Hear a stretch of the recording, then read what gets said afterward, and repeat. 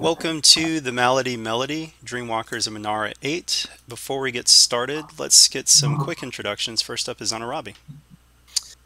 I'm Zanarabi. I'm an exiled shaman from my tribe, from which I was unjustly kicked out because of disagreements on matters of morality. Cool. Next up is Gertek. Gertak is the last surviving member of his tribe.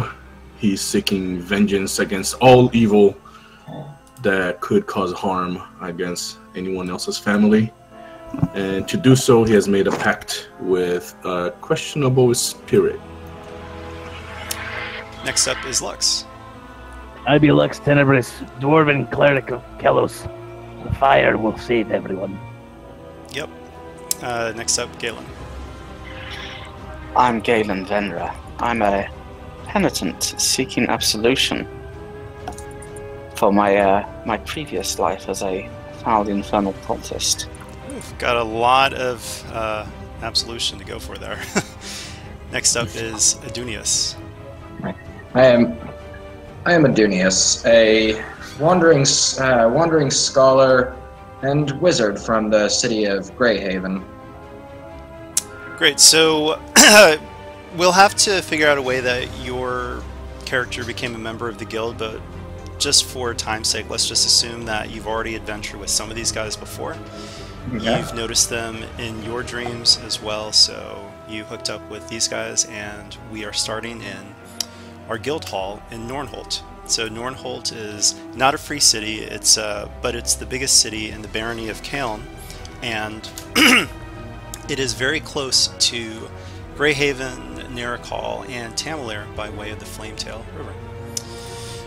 Right, without further ado,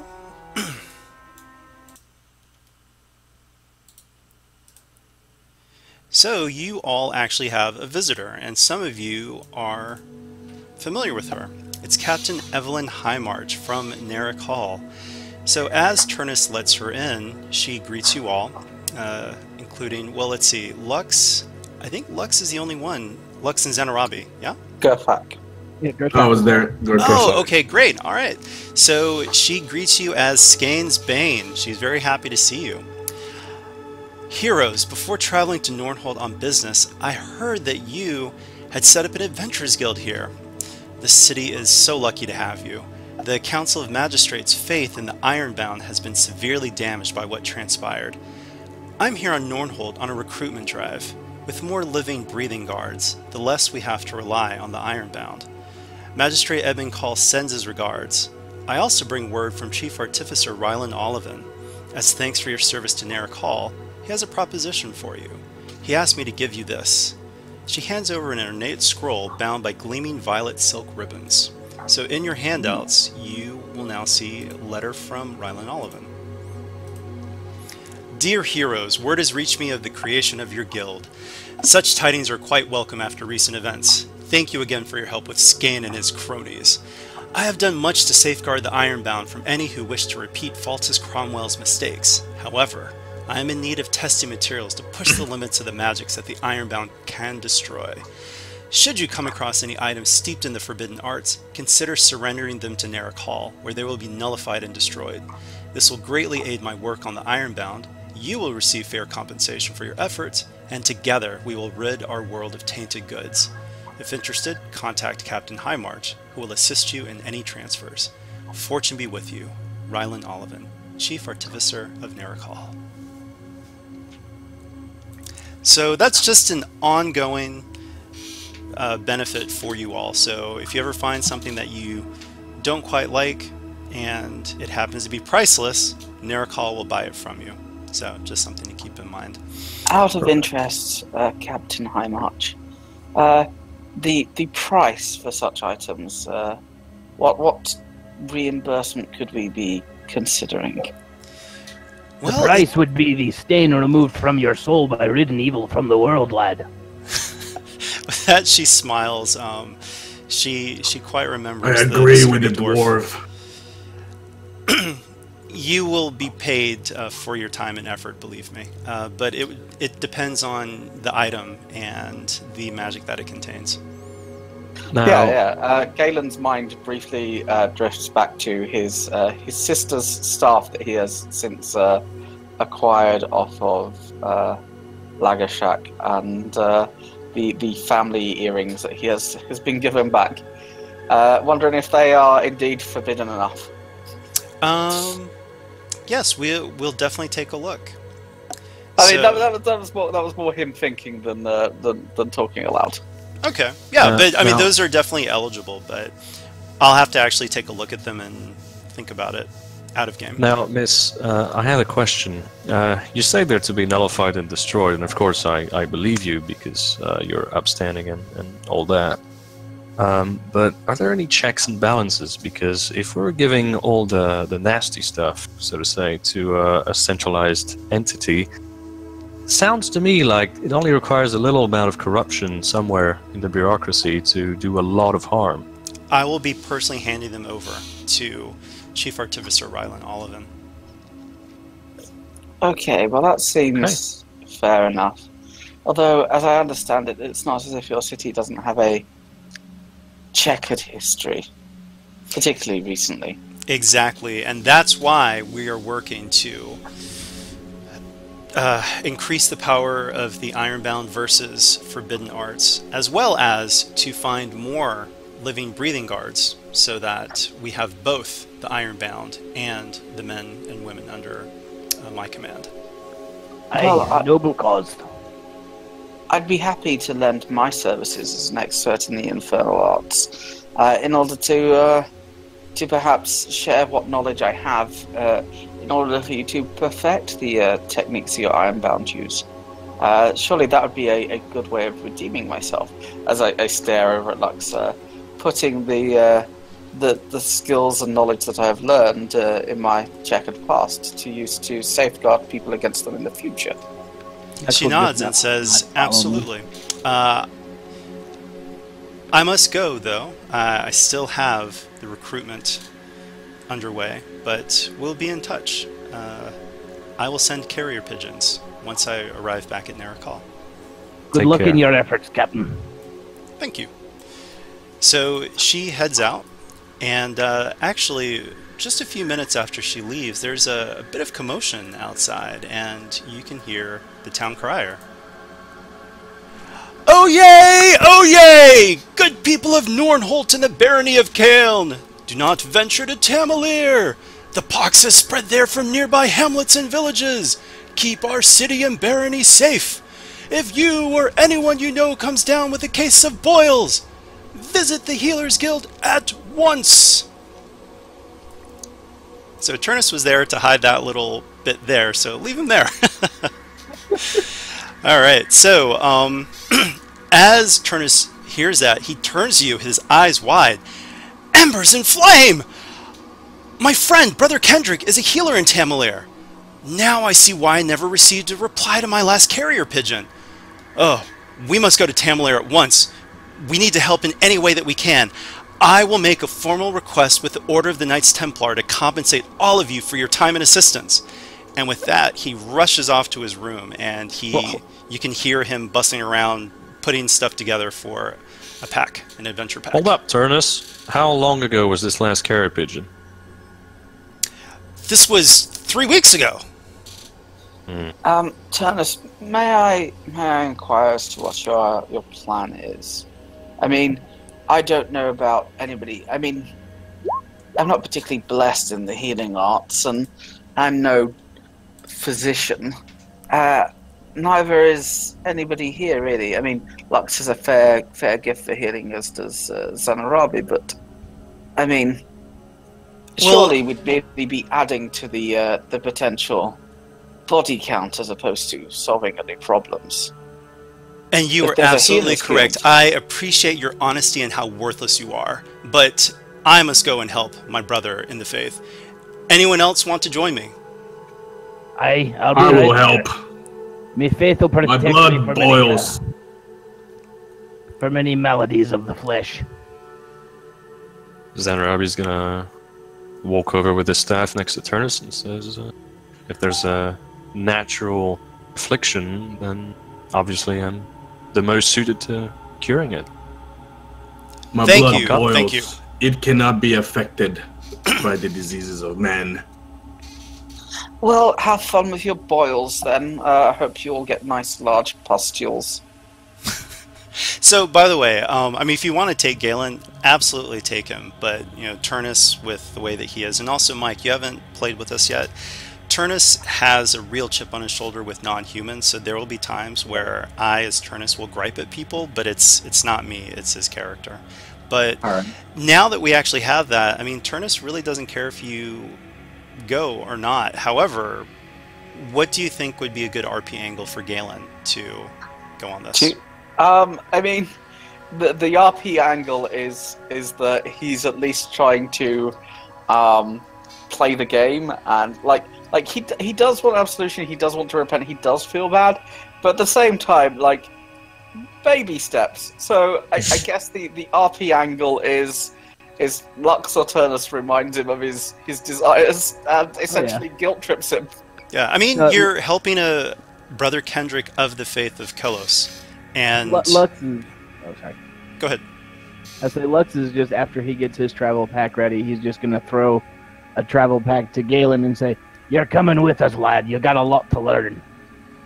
Great. If I must, I guess someone should keep you out of trouble. And you never know. I might find a way to rid myself of this wretched coin. I'm sure we'll find something interesting to do along the way. Oh, that's right. All right, so with that, Turnus gets the wagon ready, and Tamalir is not too far away, actually.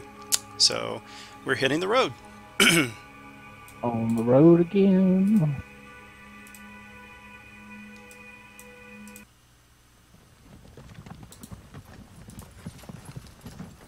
Oops. So, as you all are traveling down the road, Turnus is talking about Brother Kendrick. So, Brother Kendrick is a very interesting fellow, where most healers of my faith rely solely on magic. He devotes most of his time to mundane methods of healing.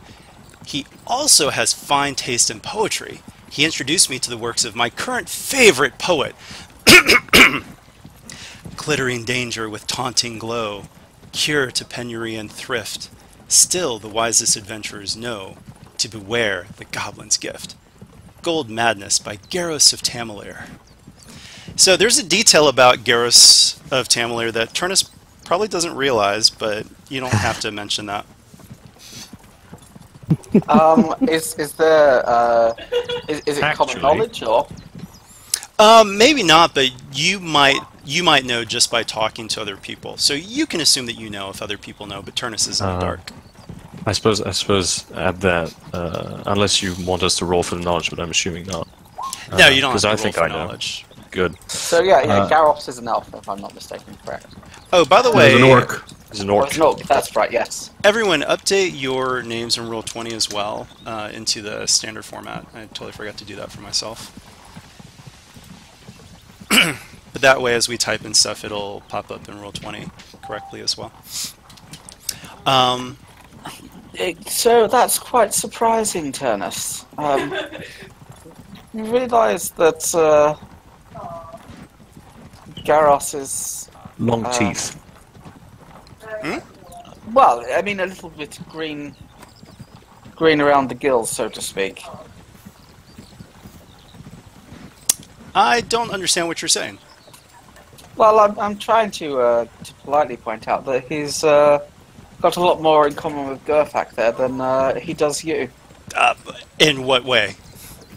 In that he's an orc, good sir.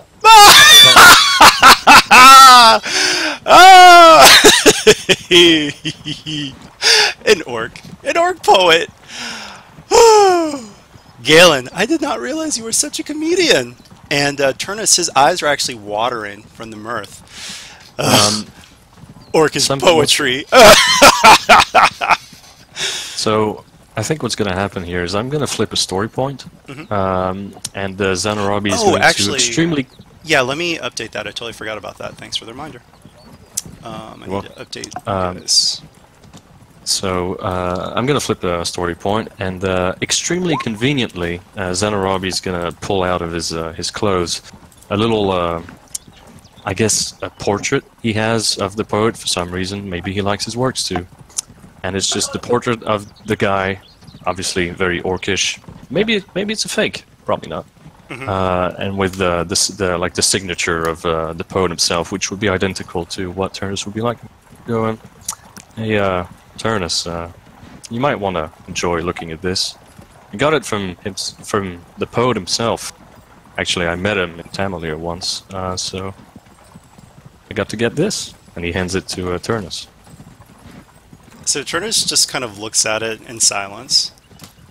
Looks back at you, looks back at the scroll, looks at the signature, looks at that signature. And he just hands it back and doesn't say a word. Xenorobi's going to quietly chuckle to himself as he spirits the portrait back into his clothes. And you can actually hear muttering, well, I prefer the poetry of so-and-so better anyway. But actually, so Xenorobi, since you're GM assistant, mark down +1 XP for roleplay. I really like that, so that'll just be added at the end. Alright, so with that, you guys have a pretty uneventful trip, but then you see a campfire in the distance.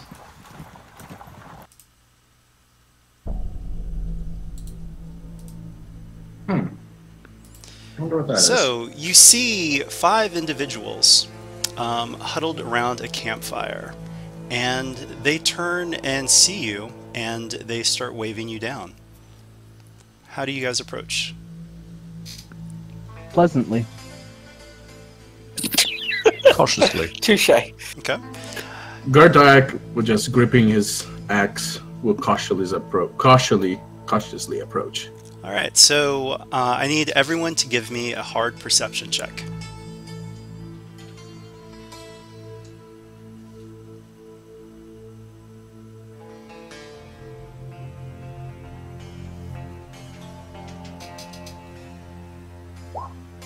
Something. My eyes fall out, but I see it. I guess that didn't work. You need to click, once you add the difficulty die, you need to click off of it, and then you properly add it. You can either add them at the top of the sheet, or you can type like 3P in the box, but make sure to click off of it, as Philippe said. Yep. Alright, so looks like only Xenorobi saw this, but Xenorobi, you can see one of the guys, the guy who has a scroll on his back and the colored goggles there, he has boils on his skin. Interesting.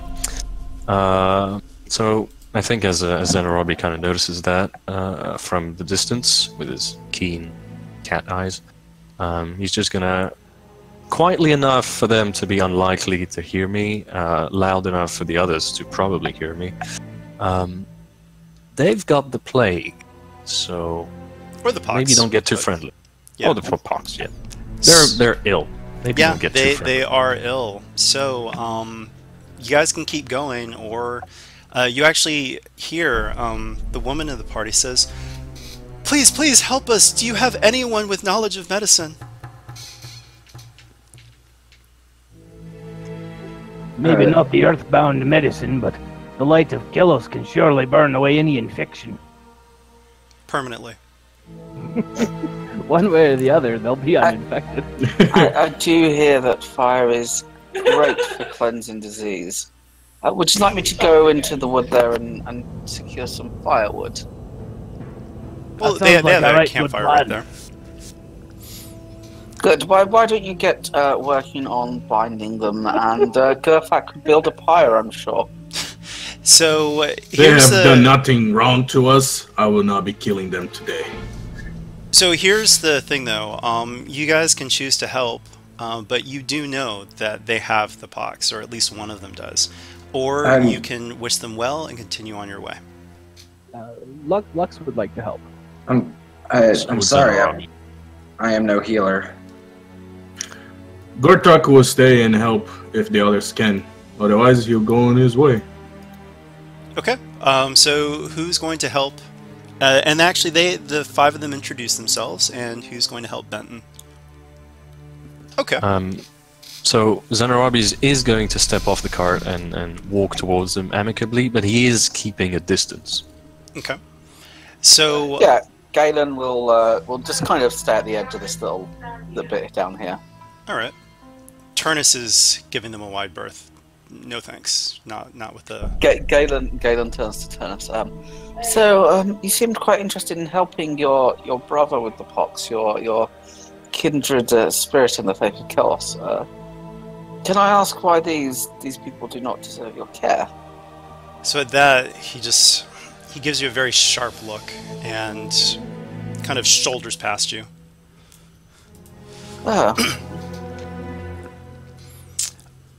Good point, though. So, what will you guys be doing with Ben? What kind of checks are you going for? Just a heal spells check, so a divine healing check Okay. would be Lux's go-to, because he is not trained in earthly medicines. He's never found a need for them. Right. Okay. Yeah. Would be the Sure same thing. would be the same for Zanarabi.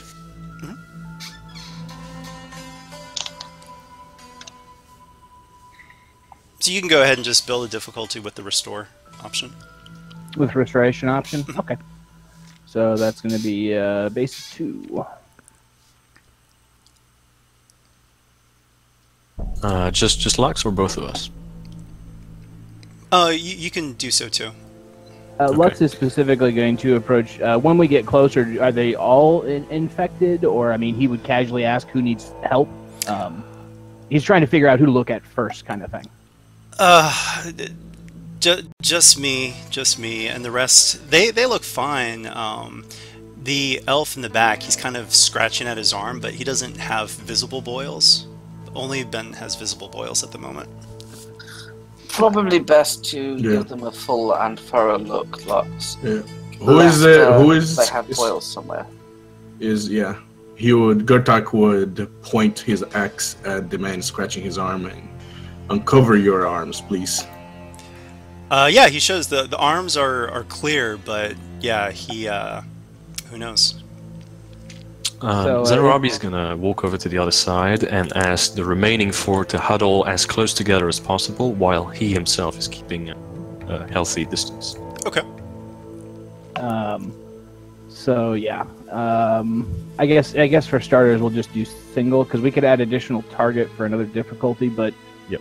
I guess it's better to see if we can actually, like, if magic will cure this, because it might not be, depending on the nature of the disease, sort of thing. It might be a magical ailment as opposed to a physical one. And there we go. All right. So he looks. I mean, actually, he looks even more tired from that, and the boils don't visibly change at all. I think this plague is magic in origin, Master Zanarabi. It's not an earthly malady that ails them. One moment. Carry on with whatever it is you're doing. And I'll like go through my pack and start pulling out some tomes. Purely do not anything to with that threat? It just made him more strained. Oh, okay, gotcha. not to avoid himself beaten. Zanarabi will try on the other 4. Okay. I will add range because I'm not touching them. Screw that. I will add restoration, and I'll add additional target, which ends up to 3 purple instead. Okay. All right. Okay. So So your spell is successful, but I mean they still look pretty much the same. But they do thank you for the help, and Benton, he does seem a little bit better. Maybe who knows though? It could be the placebo effect. But they all thank you for your time, and you're able to. Well, actually, anything you want to chat with him about before you head on to Tamalir? I have a question. Can I roll knowledge forbidden lore to see if I am aware of any kind of dark arts, magical implications that would cause such a plague? Yeah, sure. Make it a hard forbidden lore check. Or forbidden check. Can Lux assist him as like they go? I don't have forbidden lore, but I have lore, so basically just like an assistance as they're Sure. comparing notes, so to say. Like Lux is describing the physical ailments and how the magic felt when he tried to heal them, kind of thing. Right. To give Galen some more insight. Mm-hmm. All right, let's go for this. So according to your lore, you do know some diseases with definite magical origins, but they have very different symptoms from this. Most of those don't have boils like this. They're much more of the bleeding out variety. I see. I don't know if this is indeed quite magical in origin. Most of the stuff I'm aware of tends to be, well, more blood, less pus. Pustules are actually quite uncommon. However, it's not out of the realm of possibility that it's something I'm unfamiliar with. In fact, it's probably quite possible. My infernal studies, well, I didn't nearly study them as deeply as my sister did. Thank heavens, obviously. Well, thank Kelos. Aye. Where are you all traveling from, and where are you traveling to? Oh, we're traveling to Kaeln. We left Tamalir. The pox hit there, and we tried to get out, and we're okay. But Benton, these boils on him, but it spread across the whole city. Well, I'm pretty certain that you're not okay. Benton here is infected clearly, and I believe the elf in the back with the scratches is going to be developing full-blown symptoms soon. The lot of you probably will as well. You might want to, you might want to head back to Tamalir for the greater good and protection of the realm, so it doesn't spread. They shake their heads like, no, that too big, too dense. That's why we're leaving. That's why we left. We cannot let you leave. I'm afraid I must insist. Oh, okay. Well, sure. You can make a coercion check. I'm assisting him. Why doesn't Lux assist you? Because I don't have ranks in it, and I think you do. Coercion? Do not have. You get one as well. Oh, you don't? Okay. Yeah. What difficulty do you want the coercion check to be then? It'll be just a hard check. Okay. I do have 3 cunning though. Well, coercion is willpower based. Sorry, willpower. Yeah, I have 3 willpower. Yeah, I've got 4. Lux I thought is- you had ranks. Okay, yeah. And then do I get a boost die from Girthax chiming in to assist there? Sure, yeah. I just wanted to make sure before I rolled. So 3 difficulty, 1 boost die. And where do they have coercion on this? Oh, sorry, it's down to social skills. Oh, we haven't convinced them. Yeah, they refuse. Red, you can read what you said to Turnus. Yeah, alright. So, Gadon will just move slightly up to Turnus. Brother Turnus, then, if we're unable to cleanse these people of their foul pox, then surely they pose a risk of infection to the populace at large if they can't be convinced to return. Isn't it in everybody's best interest that the pox be cleansed? You do have a point there. So they're refusing. If I may, Senator Robbie, go ahead. let me take a look. It does appear this is a magical ailment of some kind, and I want to go and can I see if this is something that is in fact magical? Yeah, sure. I mean, you can try dispel. Mm-hmm. So it'd be a hard dispel check.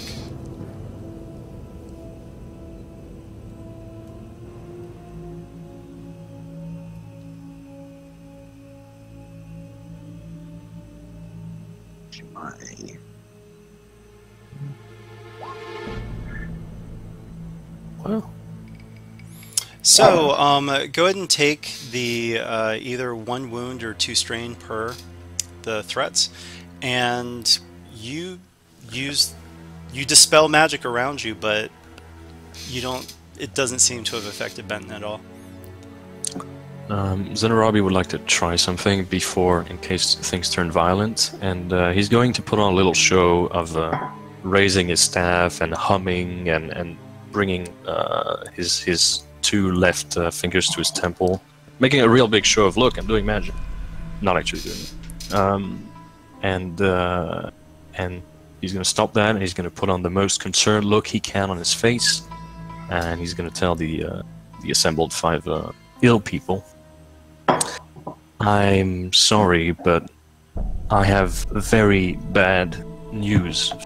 I just conducted a divination spell, and it revealed to me the exact nature of your affliction. Specifically, this is an evil curse that was put, obviously, on the whole of Tamalir and has spread to you by a wizard of particularly evil reputation.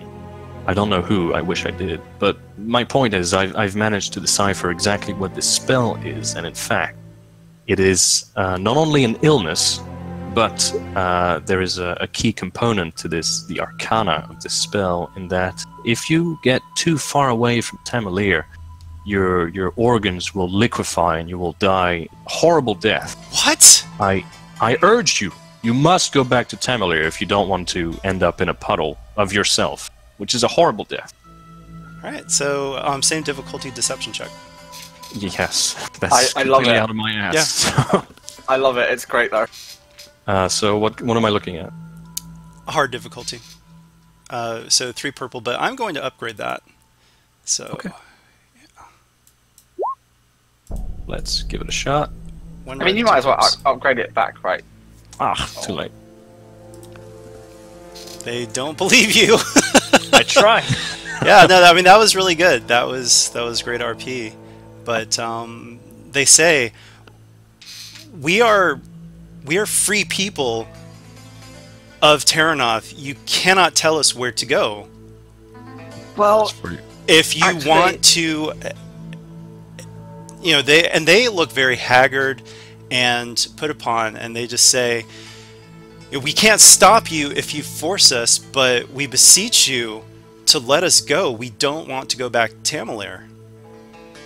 oh good. Since you've decided that you can't stop us if we force you, and it seems fairly clear in my mind that there are only 2 options, and that is you return to Tamalir, or, well, these 2, and Galen gestures to Lux and Turnus, they're servants of Kelos. You understand how servants of Kelos cleanse the unclean? You know, it's all fire and burning, and, well, in this case, you're the unclean. So I think we've just agreed, quite politely, that you'll be coming along. So why don't you walk a solid 10 feet in front of us, where we can keep a good eye on you, and then these 2 gentlemen don't have to, get all burny on you. All right. Well, they won't resist. They're not happy about it, but they're too tired and just and sick. You can tell now that they are sick as well, and boils are starting to grow on their skin. And I need everyone to give me a hard resilience check. Now, is there any kind of bonus to this to those who didn't get close? Which I suppose is everybody other than Lux. Unfortunately, no. Because you've brought them with you, everyone. Okay. Basically, it would have we are only. specifying that they are walking at a distance in front of us. You've It- come in close contact, basically with this. So, yeah. So, I mean, you're bringing pox carriers with you. Yeah. So- Speaking of which, can I make a protective barrier around myself to protect me from the pox? You can try. It'll be, well, you can make a barrier whichever magic difficulty you deem. But, so, for everyone with resilience checks, if you fail, there's a new handout called the Pox. So you gain 1 setback to all checks on the or for the session on any physical skill. 3 threats or a despair reduce the strain threshold by 1, and the Pox resists all magical attempts to cure it. Oh, okay, it's 3 threats. I thought it was just 1 because I did get a threat in there. Do you want to do anything with the threat there? Just strain or something, or just a narrative? Strain. Yeah. So if you did fail, make sure to put an icon on yourself, and let's choose an icon that represents setbacks that are ongoing. So let's see. I don't want to put the death one. That's a little bit much. You know, actually, the last session they did the they used that symbol. So, and put a number by it so that we know the actual setbacks. Is you have the Pox. Radioactive. Radioactive. Seeing what Adunas is doing, I'm going to say that that is a very good idea. I too will attempt to raise a barrier around myself to stop me from being infected. All right. Yeah, go for it. So it's going to be. So don't forget, Adunas, when you cast spells, you have to reduce your strain by 2. Do it. Reduce my strain by 2. Oh yeah, that's right. Strain. Yeah. I'm gonna spend the advantage to to get rid of strain. No, because you take the strain after you resolve the spell, so you can't turn the advantage to clear the strain because you technically haven't taken the strain yet. Okay. What about the strain from the last spell? Yes, you can clear that. Yeah. Okay.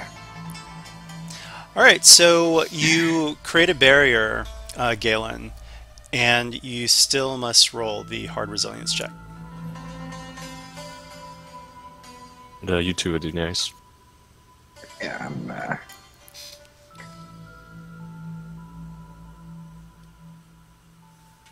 it's one of these. Oh yeah, make it. See, the faith protects people. Okay. That is not right. It's not. It looks like 2 greens. Remember the die error. So that's probably 2 greens, not 2 yellows. It does say ability, so it's fine. Okay, cool. Yeah, because it's the die error. Yeah. Cool. Just remember, advantage success can often display as a yellow die when it's a green die. Mm-hmm. Yep. If you mouse over it, it tells you if it's an ability or proficiency. Mm-hmm. All right. So as you march them back to Tamalir, you see the city in the distance. Tamalir, largest of the free cities, nestled along the banks of the Flametail River. As you approach the city, you soon notice the faint smell of smoke in the air. As you draw closer, you can see several plumes of smoke, though the sparse traffic through the city gates is still relatively calm. Is there any kind of smell in particular? It smells like it smells like burning. There's well, actually, tell you what. Roll an average perception check. Everyone or just him? Just him. So you actually you don't smell burning bodies, so you do notice the lack of that. But there is burning. But people aren't panicking, so what's going on? Zenarabi is going to communicate that whatever they're burning, it's not people. Yep. I would smell it. The sickness hasn't progressed that far yet. There's still hope. So as you approach, you can see a city guard who is deep in his cups. Hi. What are you doing here? Why don't come to Tamalir? We have the box. And he starts to drink. Glug glug glug. That's why we're here. Oh, Kelos guy. Great. Yes. These two are with the Church of Chaos, and these I gesture towards the travellers we met on the road. These people seem to have the pox, and we encountered them all on the road. We thought it best we return them here and confine the sickness. Perhaps if you, he's clearly drinking, right? Like, Yep. perhaps if you were to be paying more attention to your duties, people like these wouldn't escape the quarantine. The captain said that we could do pretty much anything we wanted right now because he can't get enough people to. Too many people are sick, so I'm going to drink. And who wants to even get through? Why do you want to even come to Tamalir? We have the pox. Go to the Healers Guild. I didn't want to come to Tamalir. Because the light of Kelos brings us here to help those that are worse off than ourselves, yourself included, unfortunately. Okay. Who is your captain, by the way? You mentioned a captain. Does he have a name, or she? Oh, Captain Belmont.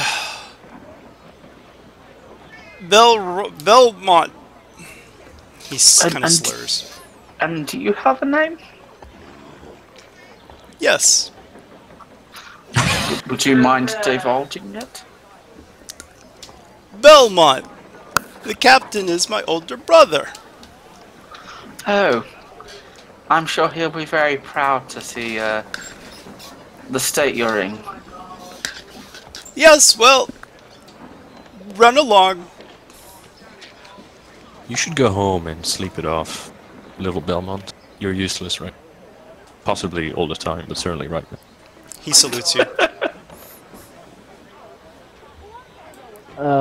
What kind of role would it be to try to convince him to take his duties seriously? Would that be like a leadership check? Yep. Yeah, because Lux is going to try to give him a pep talk here. All right. It's going to be daunting because of how drunk he is. Oh, I don't expect it to work, but it's what Lux would try to do. Yeah, yeah. So, no, it's good. The daunting is that 5 or 4? That's 4, right? 4. Four. So, can I have a boost because I'm clearly in the vestments of Kelos? Yes. And so we will try some leadership here. Oh, so close. So I would say with those threats, maybe you're a little irritated by how unprofessional he is that you take totally. And the RP to go with that is Lux is going to look him up and down and say, you know, you could do a lot better, good for not only yourself but your city if you sobered up, got your act together and acted like a guard and an inspiration to the people you're here sworn to protect, instead of drinking and letting plague carriers, as he nods to the people they're escorting back, free into the countryside that could ruin everybody for the whole realm.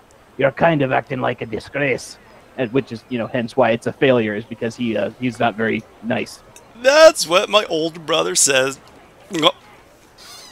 Cheers! And with get disgusted, like, Lux is going to proceed and shooing the plague carriers that they have with them back into the city. All right, so Turnus points to a tower in the distance and says, the Healers Guild.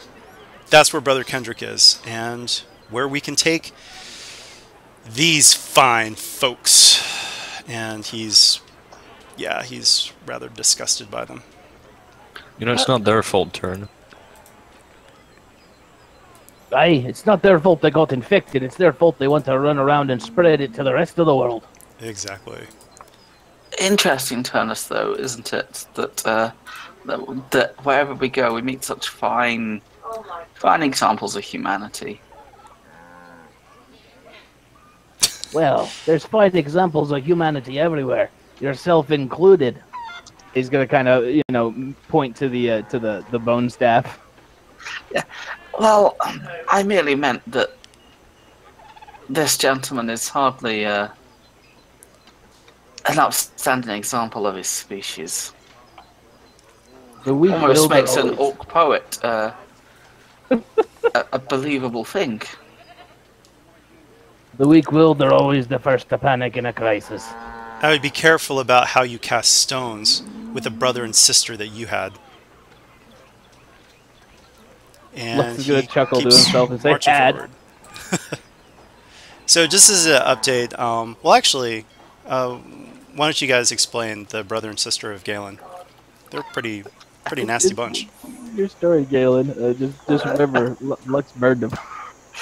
I mean, they were publicly executed for With fire. With fire for essentially mass murder,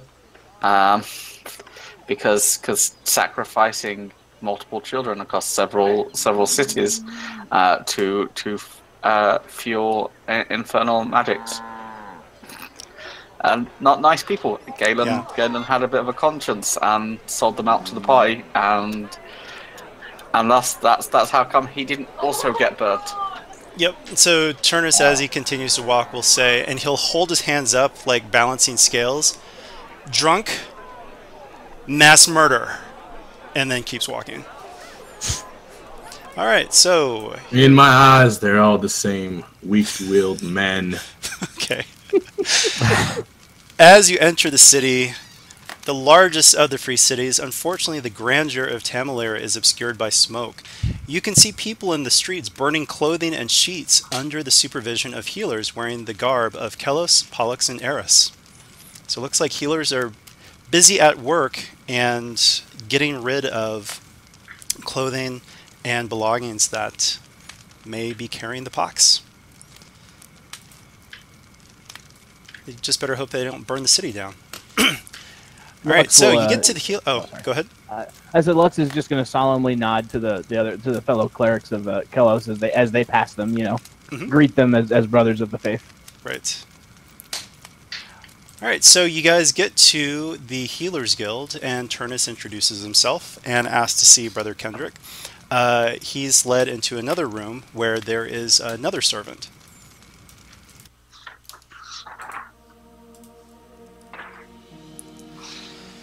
Ah, servant, yes. Please summon Brother Kendrick for me. And the half-orc turns and has a surprised look on his face and says, how can I help you? Turnus Laurentus of Vinelvale. And as he says that, the half-orc says, ah, Turnus, so good to finally meet my quill companion. Brother Kendrick, at your service. Zenarabi's going to chuckle loudly. Pleased to meet you, Brother Kendrick. I'm Brother Lux. So he holds out his hand, shakes Lux's hand. He holds out his hand to Turnus. Turnus does not... Oh, go ahead. Oh, sorry.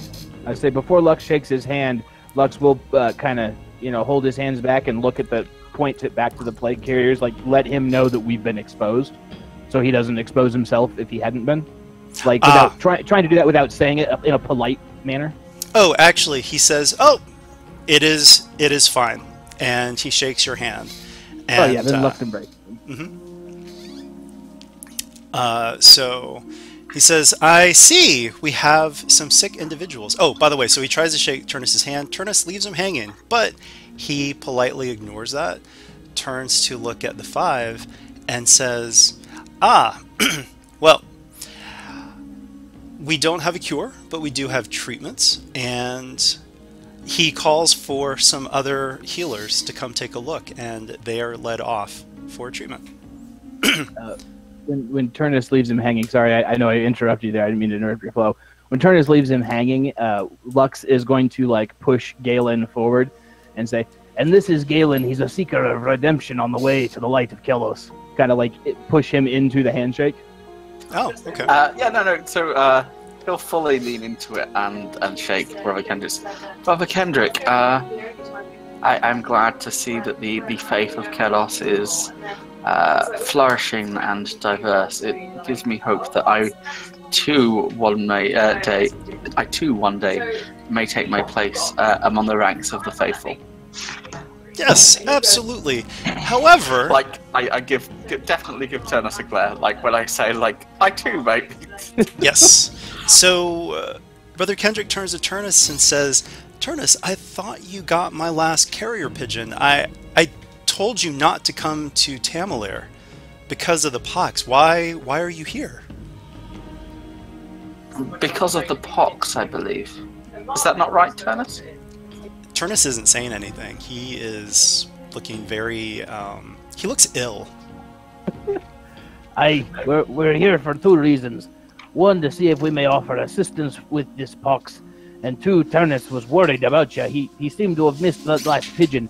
Maybe a hunter found it instead by accident. Well, I don't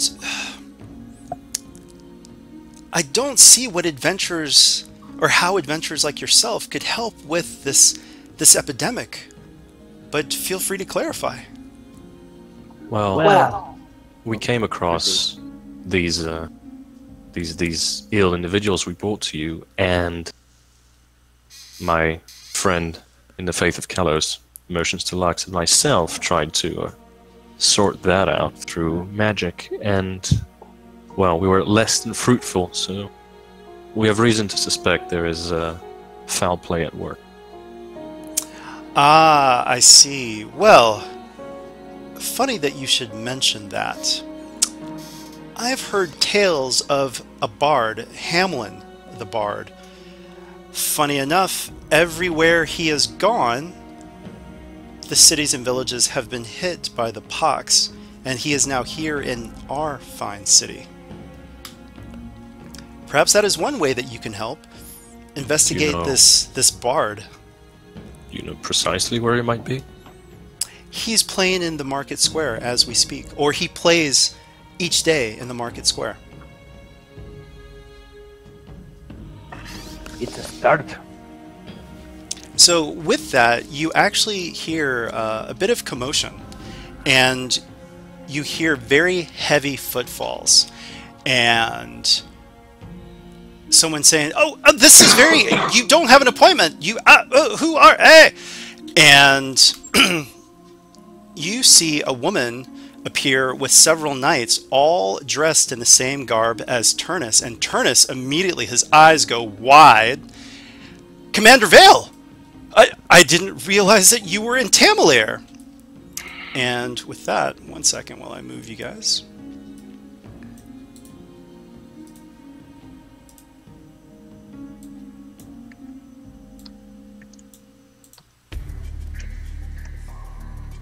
Uh-oh. Alright, let me make Turnus a little bit. Actually, guys. Alright, little mini Turnus there. Attack. Knight Laurentus, so good to see you here. And what positively cosmopolitan associates you have with you. Servant, I'm looking for Brother Kendrick. And Brother Kendrick sighs and says, "That's me." And you see Commander Vale's face, just a little flicker of disgust, but she hides it pretty quickly. And she says, Laurentus, and by the way, that's Turnus's last name. I've heard quite a few tales from Narek Hall, but your letters were very vague. I would love to hear the details on how you came to be in the company of these fine fellows. So, we are entering a structured social encounter. It's only going to be one round, but do you guys tell the full details on how Turnus was captured by the Necromancer and that's why he feels indebted to you and that's why he's with you? Or do you guys pad the truth a bit? It's up to you, though. But Turnus is looking at you with really wide eyes, like, oh my god, this is my boss, don't, you know, so he is really freaked out right now. And, yeah, so, who would like to go first? Lux is going to wait, because he wants to follow Turnus's lead. Like, he wants to see where this is going. He's not going to, he won't lie, but that doesn't necessarily mean he has to tell him everything, right? So, Turnus, as he says, Commander Vale, actually, and she says, Laurentus, I asked your associates, not you. Okay, and so when she cuts him off, and I know I said I was going to wait, but narratively it makes sense, Lux is going to step in and try to smooth things over. So I like to do the roll before the RP, of course, so I'm going to be using Charm here. And we'll see what we get and then RP based off of that. So what difficulty would it be to attempt to charm her? So she's 2R. I put it on her name. Oh, okay. So it's just 2 red. Yeah. Gotcha. Yeah. Is I'm that gonna for all upgrade that social check, checks? though. What's that? Is that for all social checks? Yes. All right, and you're gonna upgrade it once. Yeah. So one thing. I So will Zanarabi, upgrade mine as well. track the results for everybody's roll because we will pull them at the end. And can I have a boost die because I am also a servant of Kelos? You get a boost die and 2 setbacks. And setbacks. That's what I figured because of the order we talked about that stuff. But I figured it was worth mentioning. You know. Yep. So it is 2R, 1 upgrade, and 2 setbacks on the difficulty side, 1 boost and 1 upgrade because I spent a story point on my side plus charm, and we're gonna hope for some good rolls because charm isn't the best. Yes, as we fail, and so the RP that goes with that is Lex is going to interrupt and say, Oh yes, we found Brother Turnus hunting a necromancer, and he assisted us in dispatching the beast. and the reason it's a failure is Lux is kind of trying to find his words, so it's not smooth, it's not believable. Yeah. And she looks very impassively at you and doesn't actually respond, and her eyes flick over to someone else. Her eyes flick over to the next person to speak.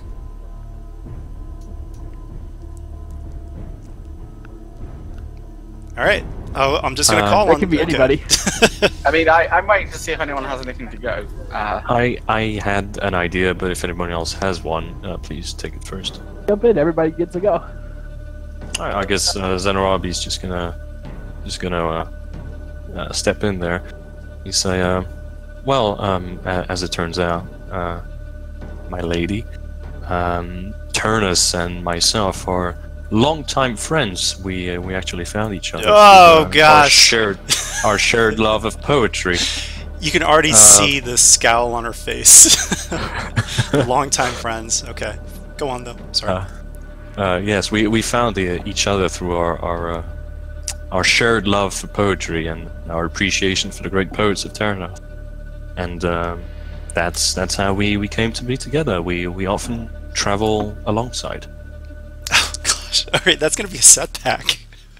Okay, I'm fine with that. So No, but I like the obviously RP. But Turnus is kind of looking at you, shaking like minuscule shakes of his head, like ah. Don't say that. Okay, so 1 black, deception. Let's use a story point. 1 upgrade. And 2 red. Let's see, do I lie good enough? Gotta make sure to give Tommy those story points to throw back at us. Yeah. Apparently I lie good enough. Okay. So she all right. She accepts that answer, and you've got an advantage.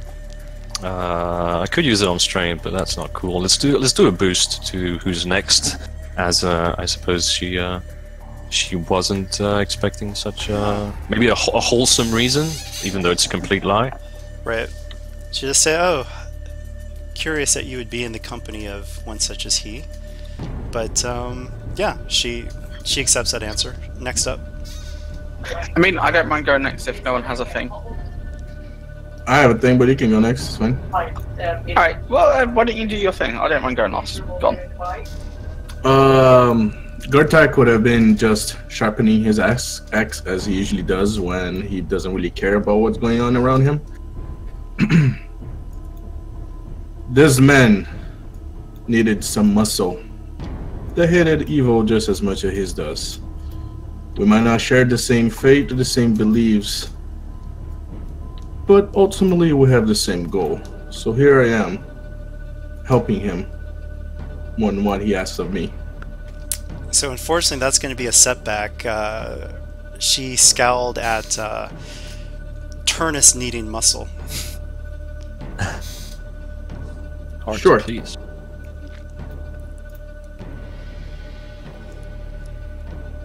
But a boost from that, and that's 2 red. And What skill is it? Yeah, what skill are you using? I mean, it sounds like Don't charm. really know. That'll be charm. Yeah. Yeah, alright. There's no way that I can make this, probably. Hey, you never know. You'd be surprised. You almost did. Almost. Not as bad as it could be, but you've got a lot of advantages. So if you look at the social encounter handout, there are many ways to spend those. Social. I mean, you could true goal. You could desire flaw. I mean, there's definitely room for Bubbles to be around that NPC. You can learn strength. and Yeah, flow. I'm gonna do 3 to learn the desire, true desire. And Wait, 1 desire or true goal? True goal, sorry. I'll Alright. do the true goal. And 1 advantage to pass a boost to the next one. All right, To so the next character. her true goal is to ascertain whether you are worthy allies despite your race.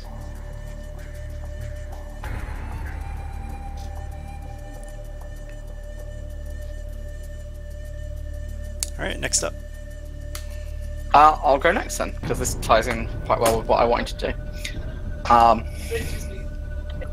Commander Vale, a pleasure to meet such a fine representative of the Church of Kelos as yourself.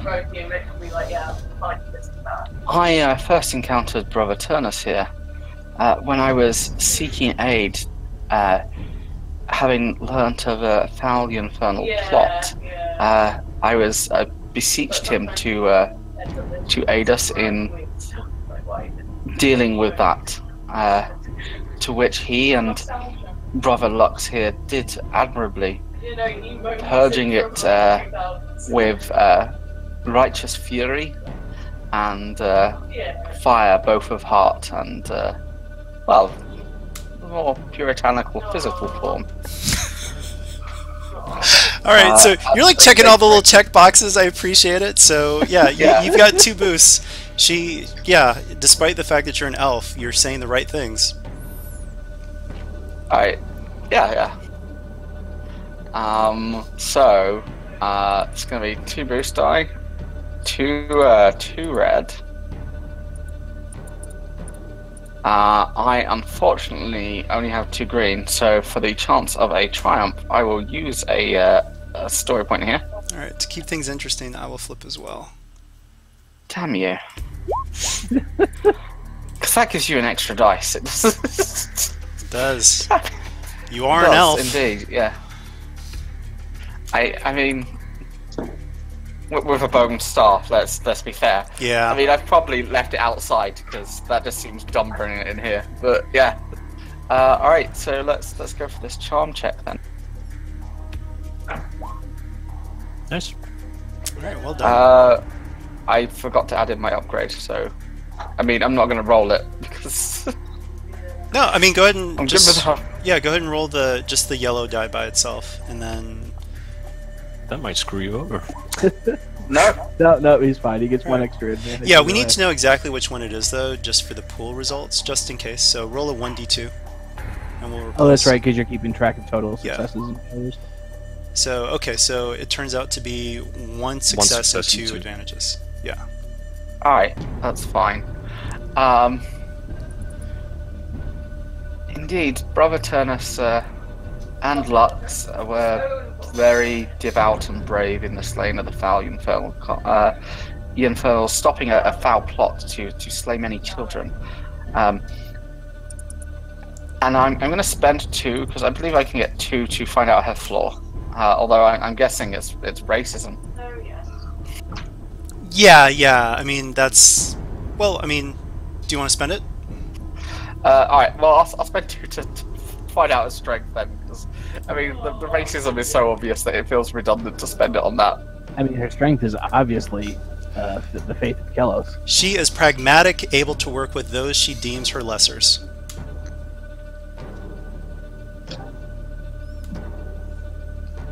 All right, next up. Add a nice. All right. So we are. What are we actually trying to convince her to do, by the way? Well, now you see the true goal. So it looks like she's actually willing to work with you guys. For what purpose, you're not sure of just yet, but her whole thing was that she asked she wants to know why Turnus, who is a member of her order, which is actually very anti-non-human, is traveling with a bunch of non-humans. But that was just her way of learning more about you because of her true goal, which is whether you are worthy allies. Okay. And are we still working towards the whole pox thing? Well, yeah, I mean, that's in other words, this is just, there are many threads happening in this adventure. Mm-hmm. Let's see. Well, as a gesture, if you could, the city should be quarantined, and those in the city prevented from leaving to keep the plague from spreading if you haven't already. Oh, I agree, but my question was, how did you come to be in the company of my knight?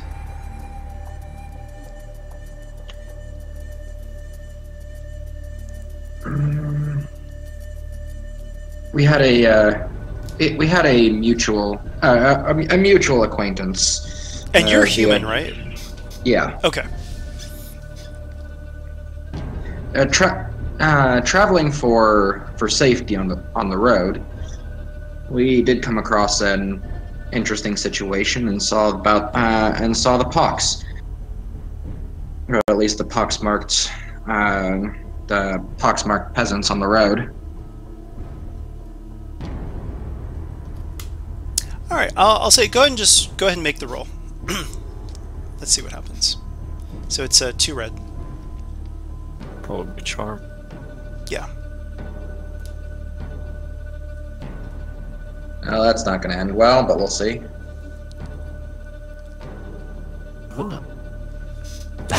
All right, so what are we left with? Is that everybody? Yes. Just let me tally up. So it's very bad. I don't think so. And you've got 2 advantages. I think, well, we're at the end, so you would only be able to uncover her flaw, but you guys know what that flaw is.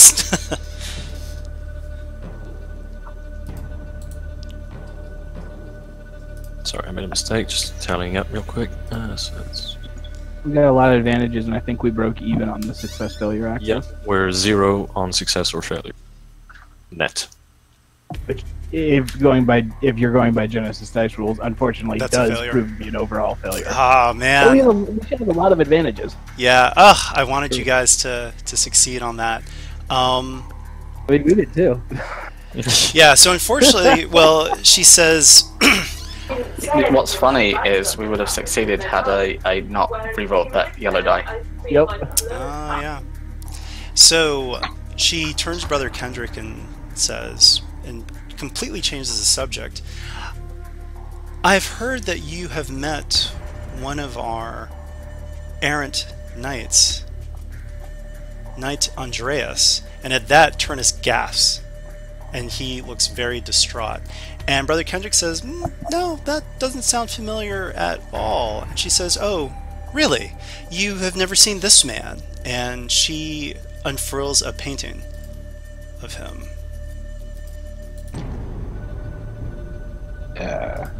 So you have never seen him at all? And Brother Kendrick just shakes his head and says, no. Was he ill with the pox? And she just says, there are other reasons why we are searching for him. However, if he does come to see you, or if anyone you know, or you, and she turns to look at the rest of you guys, see this man, please let us know.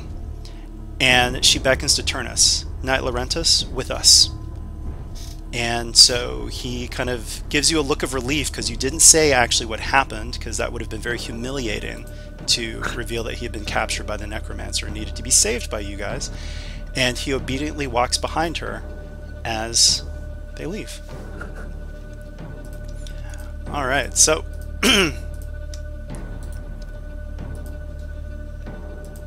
they are gone, and at that, Brother Kendrick just goes, oh, not the biggest fan of the Knights Templar. Don't like her either. He wasn't so bad. Well, they're doing their duty to the church just as you and I do. Yes, well, whatever their business is with their missing knight, I do hope that you're able to do something about this Hamlin the Bard. I do have a question for you, Kendrick. Yeah, I could have almost told there was a bit of hesitation in your voice. Did you really never see that guy? Andrea? Oh, never. Okay. I mean, do you want to do a check to see? Sure, I want to try vigilance on this deception. All right, so go ahead and make a 3 red vigilance check. Oh, Jesus Christ. Lux will blindly trust him. Ah! So here's what happens. You know that he's lying. With those 3 threats, he knows that you know. What are you going to do with that? Interesting. Zanarov is just gonna, open his arms in a slightly friendly kind of way and say, "Look, Kendrick, I can understand why somebody would like to lie, but I don't like being lied to, and they," motioning to the others, "don't like being lied to, and especially not Gerthak, I imagine. So, I mean, we're on your side. We don't like the Pox. You don't like the Pox. You don't like her. We don't like her. That we can agree on. Who Commander said anything Vale, about someone lying? there are reasons that I cannot reveal everything that I know. But they are good reasons, and I will not help the Knights Templar in finding that man. Is that man behind the Pox? They seemed very... No. When she showed the picture, what is he, a man, a human? Sorry, I missed that. Yeah, he's human. Was he banished from the ranks of the Templar by chance? Well, it was a very, very sad business. He actually eloped with a half-orc prostitute. And given the order, the specific order that he was in, he was stripped of his rank and was forced to leave Vinelvale, exiled. Gertex just scuffs and shakes his head at the idea of a human and a half-orc. When you say he was stripped of his rank and kicked out of the order, do you mean the subsect order, or you mean the church? Was he excommunicated? He was not excommunicated, but as a fervent believer, he and all of his associates turned on him. He could have joined another order, but he chose exile instead. Well, some of us, myself included, aren't meant for a specific order. We answer to a higher calling. I agree. And that Lux is perfectly fine now. He had to make sure it wasn't excommunicated from the church. No. He He was just kicked out of the Order of the Knights Templar. No, that's fine. And do you know why that commander lady and her cronies want him specifically? I mean, I suppose they're past vengeance if they've kicked him out already, so there must be a reason. The Knights Templar, the way that they deal with grievances and members who have slighted them in some shape or form, it must be related to that. But like I said, Would you say that despite her pragmatism, she is quite dogmatic and sometimes unwilling to, well, the members of the Templar are unwilling to see beyond such petty things as species? He nods at that. Small-minded people. Kelos guides us all and has a reason for everything. Although I may not agree with some of their methods, their hearts are in the right place. Mm-hmm. But I don't want to... Yes, but when the pox spreads and they're burning the dwarfs before they burn the humans, I'll remind you of that. Ooh, gosh.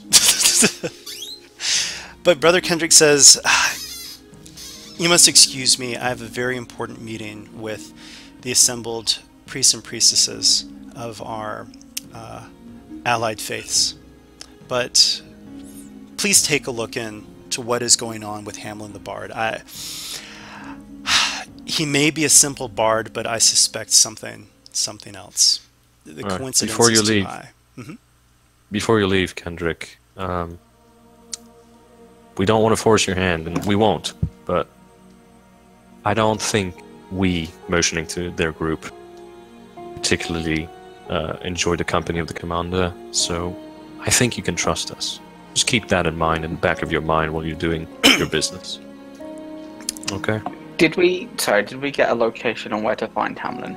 Or roughly Yeah, where the market square. He's there quite often. Sorry, I must have missed that. I apologize. No worries. Can I tell you if he's half Sunderlands or Broken Plains? Oh, that's a very good point. I'm not sure. Which do you want him to be? Because if you would be Sunderlands, and let's say he is. Well, no, he would be more Stone Dweller. Stone Dweller? Yeah. Okay. Yeah, I mean he's a city half-orc, so very Well, cultured. Then he wouldn't. Gertak would not say anything then. Saying that though, Sunderlands does get the bonus alchemy. It does lend to him being a healer. I would say just RP wise, he would still be a very city type. But if I made him a PC, that would be something. But yeah, so he bids you good day, and you all are headed to the market square. Yeah, sounds right. On their way out, Gertak would just undertone towards Lux. You're extremely accepting of disorders, hatreds towards non-human. If they really want to help, like they say they want, why not just willingly and freely accept all of our help? Just like Kilo's faith, there is many parts going into building a pyre for the new future. Sometimes you need kindling, sometimes you need fuel, other times you just need twigs to get the light started. Yes, but their future, we do not exist. In their future, we do not exist. Not necessarily. But If sorry, Kelos you guys are wills it. RPing. My bad. Go on. If that's what Kelos wills, that'll what becomes to be. Sometimes it requires a little bit of a light to see the shadow. It sounds like We'll see about extremism. that. Sorry, Zanarabi, you were saying something? Just saying that sounded like extreme. Well, I'm sure we can all agree on their sentiment. Their methods are poor. Yep. So, as you near the market square, you actually passed through here earlier, but you can now hear the sound of a lute. As you approach, you can actually see the smoke start to dissipate, and you feel a sense of calm wash over you. If you currently have the pox, roll an average resilience check. If you're successful, you still have the disease, but you may ignore the effects until further notice. Interesting. Hey. All right, so go ahead and Good take bard. strain. Oh, by the way, go ahead and everybody do a stress recovery roll, so cooler discipline. And you get 2 boosts to this check. To the recovery roll or to the Recovery roll. resilience? So that we get 2 boosts to the recovery roll? Okay. Oh, there was only there was only resilience for the people who had the. Oh, he does. Got it. Okay. Right, that's why I was asking. Yeah. I wanted, Just the two of us. wanted to make sure. So I get all of the strain back. So, Twice. Zanarabi, go ahead and just leave your symbol on, but take the one off, just so that we know you've Okay. got it, but it's not affecting you right now. Yep. So, yeah, smoke is dissipating, and you can see Hamlin the Bard, and as he's playing, you can see multiple people. This is not one of the richer neighborhoods, but people are just handing him coins, and he's got a coin purse on the ground, and he's saying, "Oh, no, please, no, I don't require any funds." But people are like, "Oh, thank you," and people are holding babies, and you can actually see people with the boils, and they may not look like they're getting better, but they look like they feel better. So, yeah. Can I roll anything? Like, if this is like, their moods have certainly peaked up, but they're still displaying physical symptoms, correct? Yeah.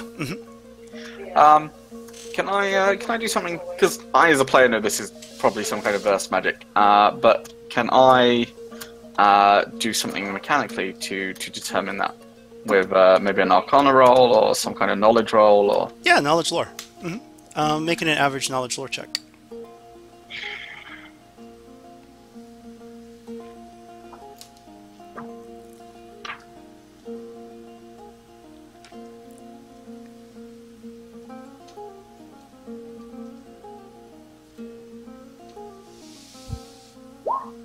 Alright, so you can tell that he is indeed using verse, and with that advantage, you can tell that he is using healing magic through his verse. So with that, he says, "I will be back again, don't worry," and there's a huge crowd that's kind of around him, blocking him away from you guys, but he picks up his silvers, throws a few to the crowd, and begins to walk toward an alley. Hamlin, my good man. Unfortunately, the crowd is too big for him to hear you at this moment, but as you follow him... if you could... Slux is loud, right? Well, I mean, this is a pretty big crowd. Yeah. Just gonna follow him. Like, we'll follow him once the crowd thins out, then we'll talk to him. Alright, so the crowd does eventually thin out, but once they do, you actually can see Hamlin in the distance. And two surly, unkempt fellows with the look of ruffians have stepped out in front of him. So Hamlin's speaking with them, and he hands them a coin purse bursting with silvers. So I need each of you guys to tell me, is your gaze focused on Hamlin or the ruffians? And I will actually pull something up onto the map here, and then you can arrange your tokens accordingly. So if whoever you're focused on, put your tokens under that point. Or by that point, yeah. Is the coin purse in Hamlin's hand or the ruffians? Where is the coin? Because Galen is interested in the coin. Okay, it's in the one of the ruffians' hands. Is he interested in the coin, or is he interested in making sure he doesn't get the coin? He's keeping track of it because he would like to. Okay, so actually, like the coin, but also he's wary of it because of his previous experience. Oh, that's a good one. So actually, yeah. I'm going to move you over because there's a specific thing going on here. So you are not focused on the ruffians, basically. You're focused on the coin purse. So Hamlin, then. Yeah, just to move you over there. So I'm going to need some checks. Sorry, there's some wording that I'm moving you guys off of that you can't see just yet. No worries, bud. So I'm going to need checks from everybody, and you will see the difficulty in just a second. Good grief. All right, so very specifically, make sure you do the correct check. So there's the formidable vigilance check and the daunting perception check. The formidable one is 2 reds, 3 purples. The daunting is 2 reds, 2 purples. Why don't we do these in groups so it's easy to go back and read? So pick. Do you want the vigilance or the perception? Hamlin's group first. Vigilance. Formidable vigilance checks. Not me. Oh, despair. Great. So that is 2 red and 3 purple. I will save that despair. Good. Not good. And I'm going to spend a story point. Ooh, I'm going to spend a story point back. Oh, okay. I mean, I was just trying to give you some. I know. Giving you back and returning the favor. And vigilance. Wow. Oh man. All them dice. Save that despair for later. Since Wish failed to give you the story point, I'll do it instead, right? Alright. I will upgrade as well. That's You not fair. just don't want these story points, do you? We're going to end up with 4 despairs and the house is going to fall on us. All right, so now focus on the ruffians. You guys have daunting perception checks to do. 2 red, 2 purple. I'm gonna use a story point. All right, I'll let this one go.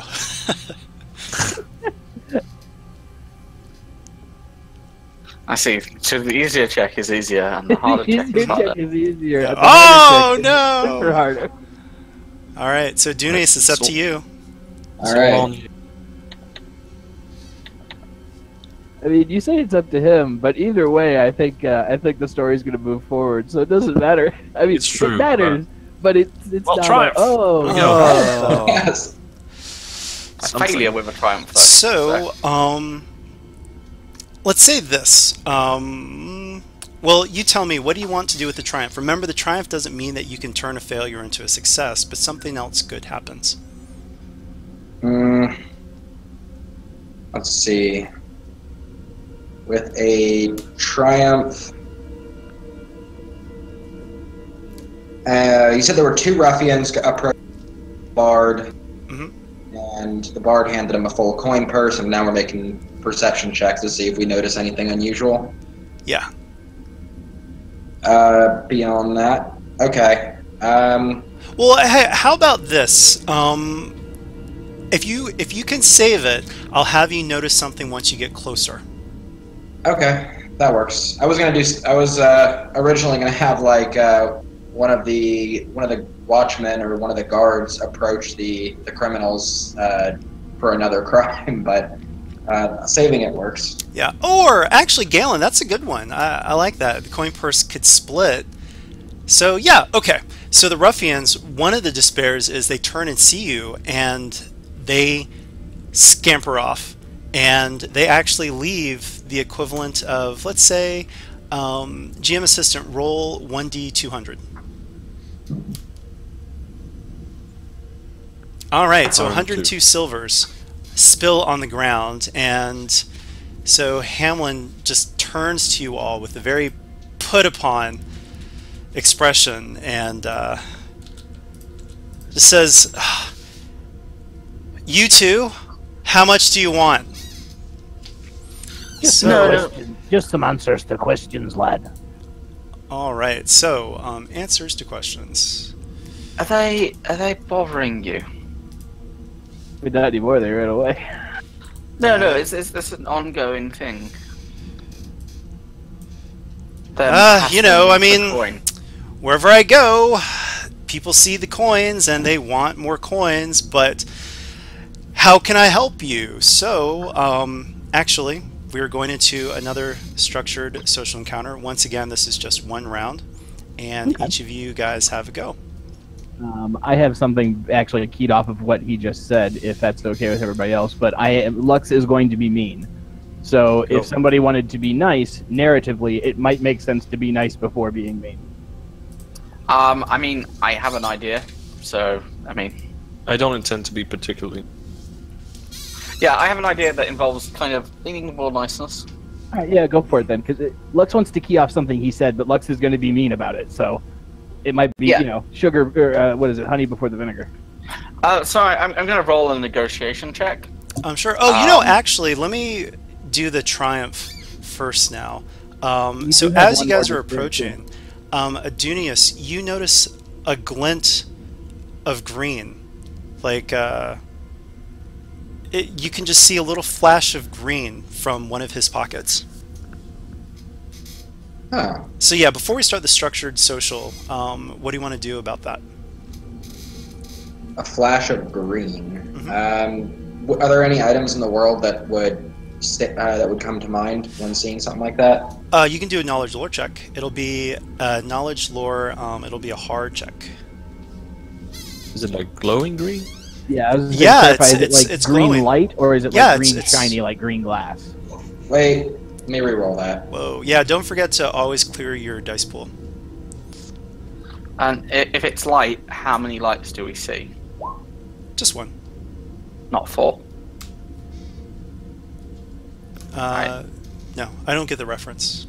It's Sorry. okay, give me a second, I'll get it up there.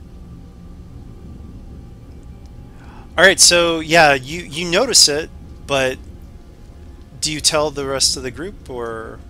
I'm just going to go ahead and bluntly ask, what's that curiosity in your pocket there, if you don't mind me asking? What curiosity? And so he sticks a hand into his pocket, and he pulls out, it looks like a lesser rune. He's like, well, what is... Ow! And he pricks his hand on it, and you can actually see blood seeping into it. And he's like, what in the world is this thing? No, you fool! I take a handkerchief and to try to take the rune from him, not touching it, just wrapping it in the cloth. Okay, so now that you actually can see it, any one of you can do a check to identify it. So it's going to be another knowledge lore, or runes if one of you has that skill. I don't think so. I mean, forbidden?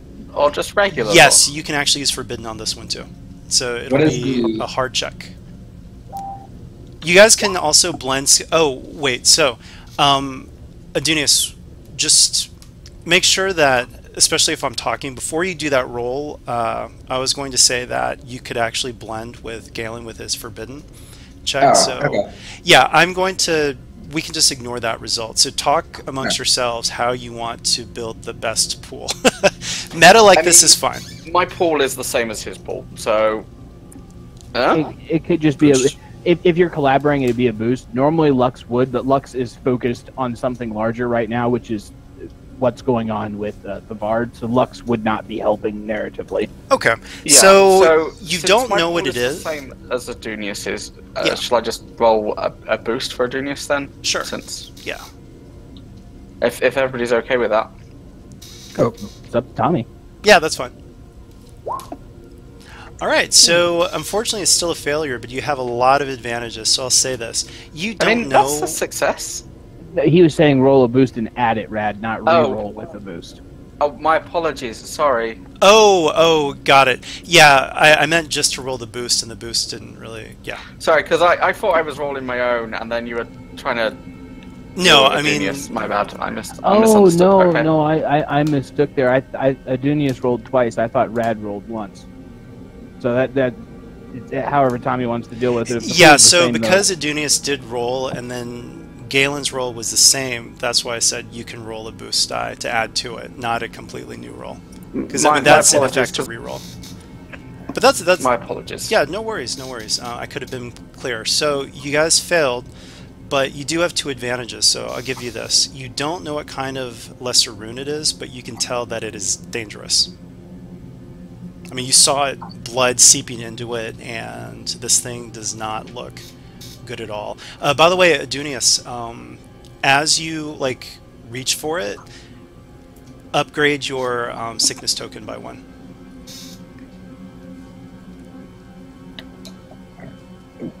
Upgrades.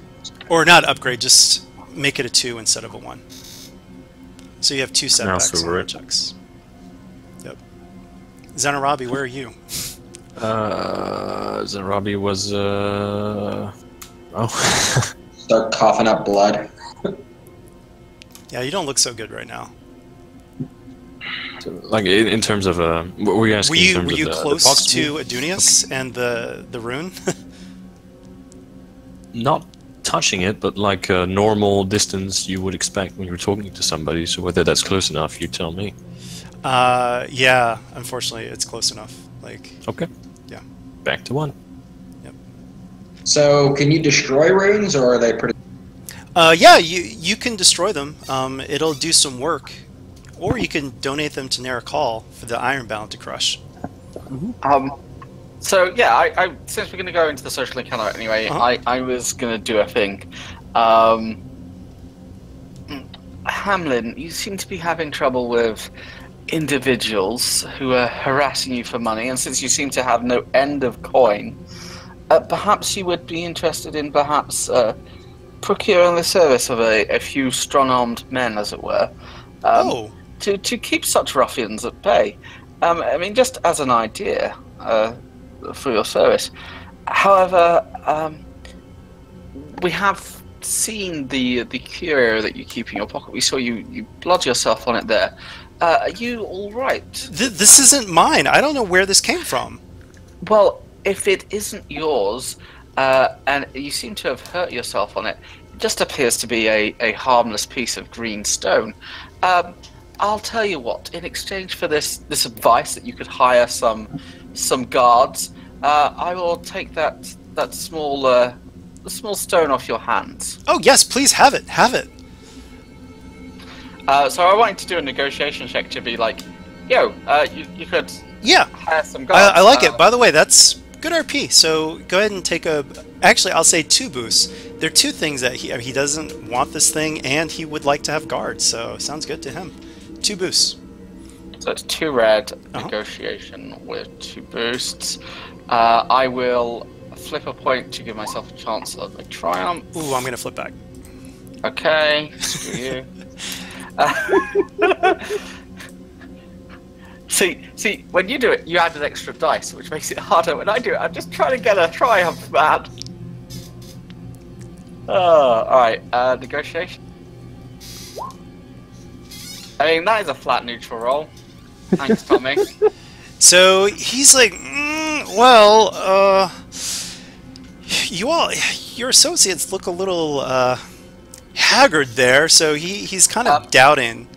As just a quick response, well, my good man, my associates, as in Zanarabi there and Adunius, perhaps they look a little worse for wear. But that stout dwarf there with his strong arm and shield, in the garb of Kelos, obviously a religious man, handy to have at your side, I'm sure you can guarantee.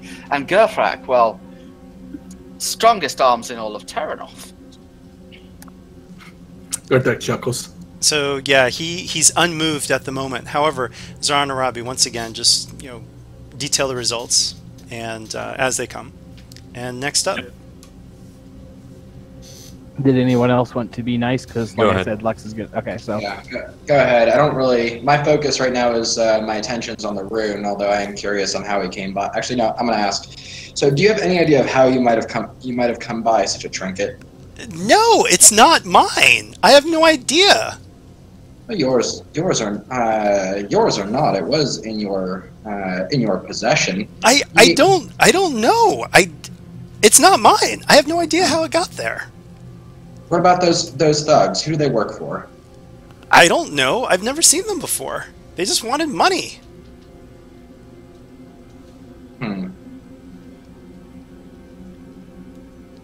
I just want to play music. I just want to help people. And you haven't noticed anything unusual over the last few days? Well, the pox spread through the city quite rapidly. Yeah, when did this pox start? About a week ago or so. Maybe a few days before. When did you arrive at the city? I arrived 3 days ago.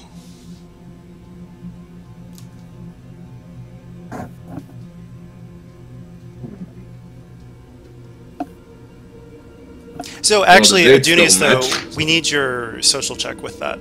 So Okay. Yeah, you need to make a roll. What difficulty was it? it's 2 Red. red. What kind of check are you going for? This will be more of I don't know. Could it justify coercion? you didn't. What are you threaten him? threatening him with? Yeah. Not threatening. I'm kind of. I mean, that is what coercion is, though. It's a threat of either physical or social. Yeah. So I guess. Implied. At least implied. Yeah. Yeah. Think about the social skills and then kind of tailor the RP in the way that you want to go with it. I Okay. mean, you can go either direction, but yeah. So if you're trying to find out about the stone or whatnot, maybe if you were a little nicer, kind of like, hey, you were roughed up by these guys or they were really threatening, but we're just trying to help. That would be a charm in that situation. Yeah. Yep. All right. Well, he's just like, no, I'm just a musician. I don't know anything about runes or whatnot. Actually, he wouldn't have said that. He doesn't know what it is. All right. Next up.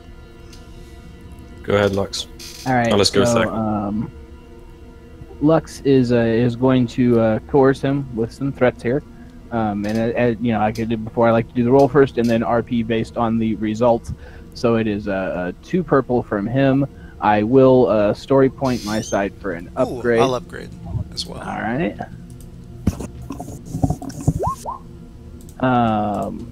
Apparently there we go. My pool was out of sync with you. It was tracking right on the table, just not on the character sheet.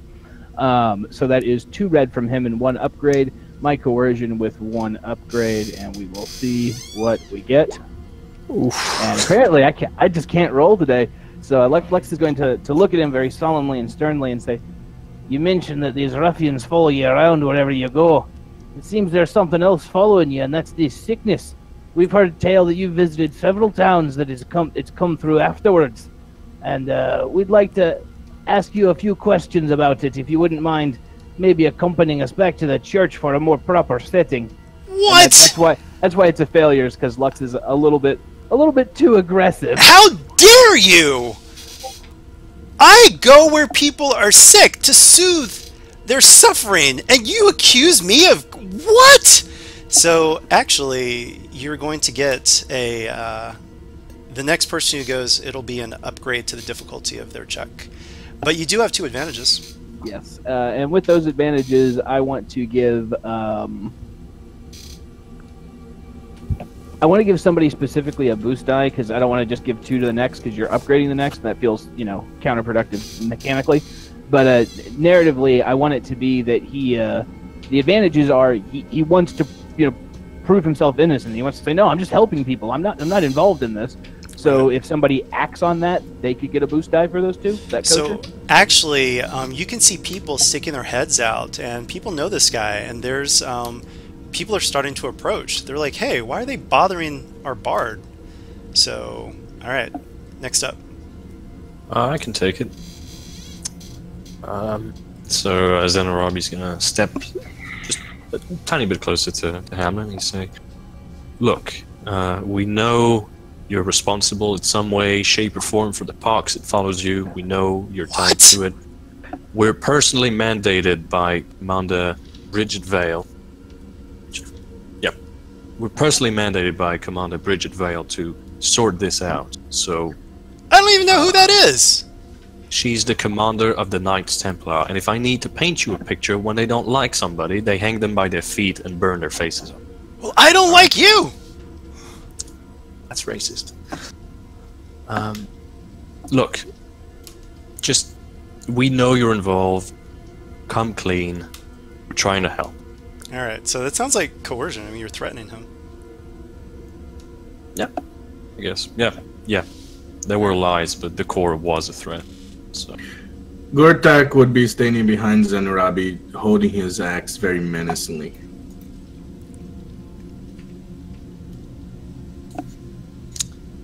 Coercion. Let's just give it a shot. Nope. Alright, so with those 2 threats, actually, multiple people are like, hey, what are you doing? Leave Hamlin alone! And so a couple of, elderly women actually are just like, get away from this young man! He's been helping us! How dare you! But you still get 1 more check, so Gertak. You can save this, Gertak. Possible.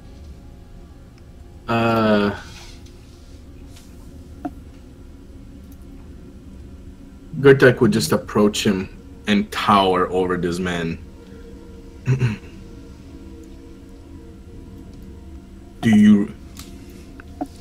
If you want to get out of here without any marks, you better start talking. Tell us now what you know or what you have done. I've done nothing! What is wrong with you? And the old lady's like, he's done nothing! Get away from him! So... And there'll be coercion with 2 red. Yep. I think you need 3 successes. Yep. Don't forget a boost from Lux. And yeah, 3 successes saves it. And actually, I'll give you a boost because when you mentioned, like, there are a lot of people around and he looks very concerned for them. So you get a boost for that.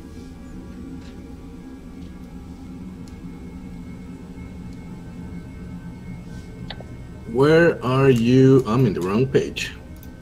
All right. Coercion. Fortune. So, worked enough for you, but not enough to overcome the total party result. So he says, We're the net of one failure. all right, so he says, look, I had nothing to do with this, and the old lady's like, oh, just go. We'll take care of them. You terrible people picking on our bard. He's been helping us. You should be ashamed of yourselves. And so Hamlin starts to shuffle off and just kind of gives you a disgusted look. Enough of this. Ladies, if you'd excuse me. I'm gonna just stamp my staff on the floor and paralyze him. Whoa. I've had enough of this. Okay. Threatening doesn't work. Double down. I mean, yeah. So I'm gonna try and paralyze him. Okay. I assume he's at short range. You're divine, right? No, Oh. I'm Primal? arcane. Arcane? Fantastic. Can I aid him in this spell? Well, spell checks can't... Well, I guess you could do like an assistance maneuver, so sure. All right, I'm going to upgrade that check, though. Alright, what is... So, it's 2, so it's going to be what? 3, so it's going to be 5. Base, with 1 upgrade. Paralyze ain't no joke. I'll flip it. I should have just... I don't want to damage him, which is why I don't want to ensnare. No, it makes sense. That's why paralyze is difficult. Alright, so I've got base difficulty of 5 because it's 2 plus 3 for the paralyze. That's correct, right? Yeah. And then 1 boost die from the assist, 1 upgrade from the story point, 1 upgrade on the negative from Tommy. So yeah, I'm good to go.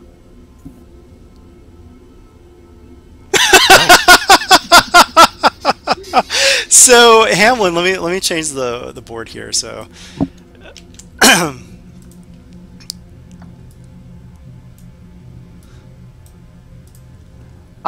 So I would like to spend the triumph, and I know exactly what I'm doing with the triumph.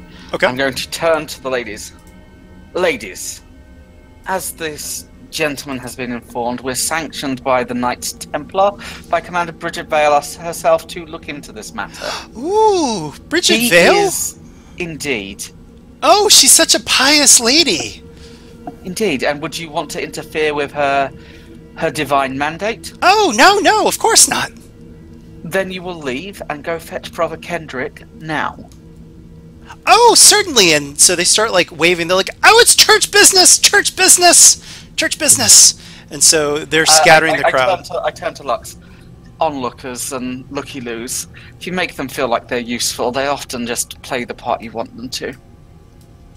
It's well handled. I generally find that the fear of what lies them in the afterlife works for me better for me personally. But it was well done. Oh, also, Zonarabi, mark an XP point. Good RP and good idea. Okay.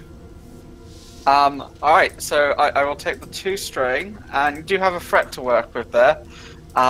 So it's up to you what you want to do with that to me. Just do the strain or wound. 2 strains or I wound. will take a wound, removing my sacrificial dagger to obviously self-flagellate in the name of Kelos, clearly. Real quick, I did notice you forgot to upgrade the pool, so I don't know if you just if we want to give Tommy the story point back, or if you want to roll a red to replace one of those. It won't be enough to change the success, but it could change the did I threats. forget? Oh, that's right, yeah. Yeah, just... Oh, I had it on downgrade. Fuck. Sorry, I clicked it in the wrong box. My apologies. So, yes, I just need to roll one flat red. Yeah. Oh, yeah, if it shouldn't have been downgraded, then the red would just be added. Alright, so... Still 2 okay. successes, but there's a despair also. That if you accidentally clicked downgrade, because it was a 5 difficulty spell, right? So there's only 4 there, so we just add that challenge die into it. So two So it's successes. 2 successes, a despair, a threat, and a triumph. Actually, let me think about this. Yeah, sorry. I noticed that while glancing at it, so I wanted to I didn't want to rob you of your story point. Let's see. Oh, in the hustle and bustle, you note the lesser rune is missing. Ah. Interesting. All right, so you guys have him in hand, and he's like, "What are you doing? What? How dare you?" Ah! I mean, he doesn't talk, he's paralyzed. No, he's paralyzed. People can still talk. He can still do incidentals. I mean, yeah, I guess. I kind of imagine my magic working as literally like he is unable to move. He is. I mean, it's not like he constricted paralyzed to- his lungs. I mean, then he'd be dead. I mean, this is Galen. He can mumble. Right, that's fair. Ah, what are you doing? All right, so you're taking him back. First of all, Adunius, why don't you search him? Oh, find actually, Mhm. sorry. One thing to add though. What are you going to do though? The lesser runestone is gone. Like someone snatched it. I mean, Who was Well, holding first it, of all- and so who bumped into him? Like, I mean, there was who- a whole crowd of people and the elderly women. There were also some young men that were in the throng. So actually, I'll give you guys. This is going to be pretty. I mean, okay, because I was confused. Because I thought it was people looking out of windows and doors and stuff. Oh no, they started to I gather. didn't realize there were people in the alley. I thought the only people in the alley were the Okay. women. So yeah, I'll give you guys just as a party just one check, but you can decide who to do it. It'll be a hard perception check, upgraded once natively. So I have yellow and 4 green. If anybody can contribute any ranks further than 1 to this. I cannot attribute anything further than a 1 rank. Lux isn't focused on the runestone. He's focused on Hamlin, so he wouldn't be. Not that he has anything to do anyway. So do I get a boost for the rest of the party? Or Sure. just my perception? Okay. That's fine. So hard with 1 red. The setback is the pox, and let's take it away. Okay. All right, you actually see someone who looks like one of the ruffians scampering away, and he's got the rune in hand. I guess I guess then Robbie's going to cast a spell at him. The big question is it going to be a murder spell or a nice spell? I would say with those 2 threats, he's too far away. He's gone around a corner.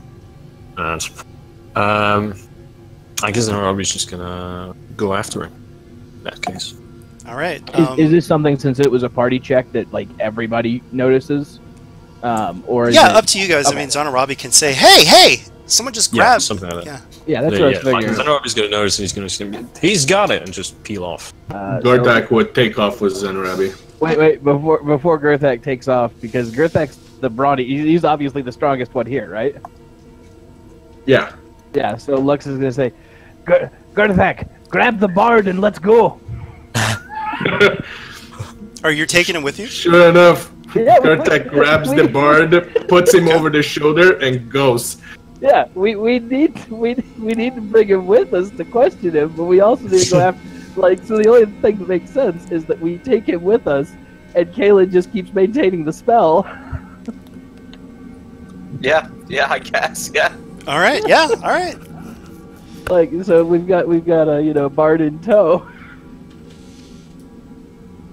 Okay. So, you can see. Well, actually, this would be a good place for a break. So.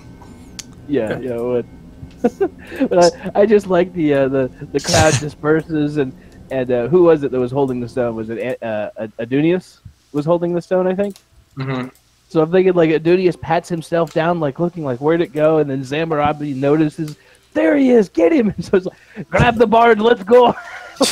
Grab the bard and run off! Fireman carry. Yeah. All right. So, yeah, let's take a 5-minute break. Also, make sure to actually reset Roll20, either now or when you get back, because there's a sound error that creeps up. And when you're back, please move your tokens below the section so I know. And I'll see you guys in 5 minutes. You sure? Just typed. We are back. So our intrepid heroes are trailing after a ruffian who has taken the lesser rune, and they've kind of disappeared into the city streets. So we're going to need some streetwise check actually to follow them, kind of like survival, but in a town environment. So give me 1 second. I'll over. Use my Arcana to track the rune instead.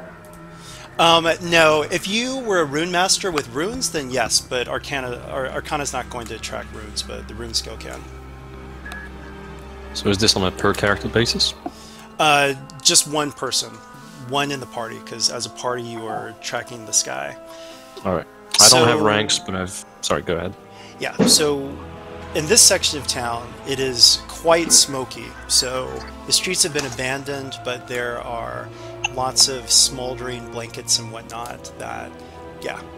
And also smoke wafted in from other parts of the town. So there are 2 setbacks, but it's going to be a hard streetwise check. So as you're moving through here, just the few people you see, you're trying to speak with them, find out if... well, actually, you tell me how the streetwise check is flavored. Yeah, let's see the results first. As far as streetwise, unless somebody has ranks in it, or it's one check, so we could probably do a combined check. But I think Zanarabi probably has the best raw stat for it. Yep, I have 5 cunning, but no ranks. Yeah, I have no ranks, so... Anybody? Gerthak? Denise? Nope. Okay. So... I have survival. Well, that wasn't the question, so... Streetwise is urban survival, so... Oh, I get it. I get it that it wasn't the question. I guess I'll add a boost for the rest of the party. Case. And so how do we flavor this? Oh, let's just see the rolls.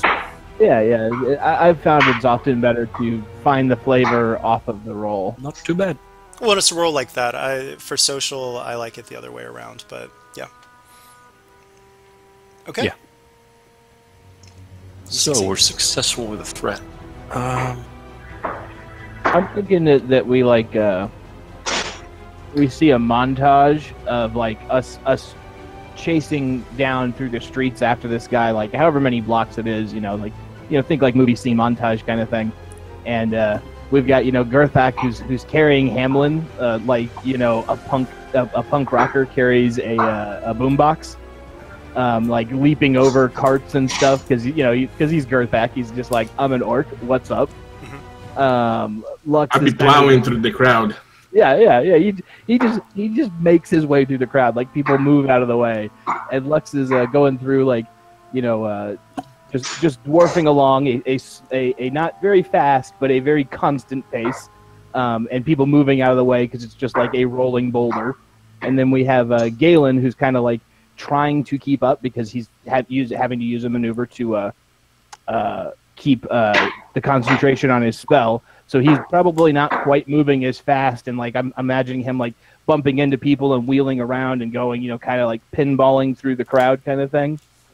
And correct me if I'm wrong. I just I had a good image for this in my head, and then Zanarabi's like in the front, and basically you just see his tail whipping back and forth occasionally through the crowd with like low growls as he leaps agilely after people, cunningly moving through the crowd, so to say.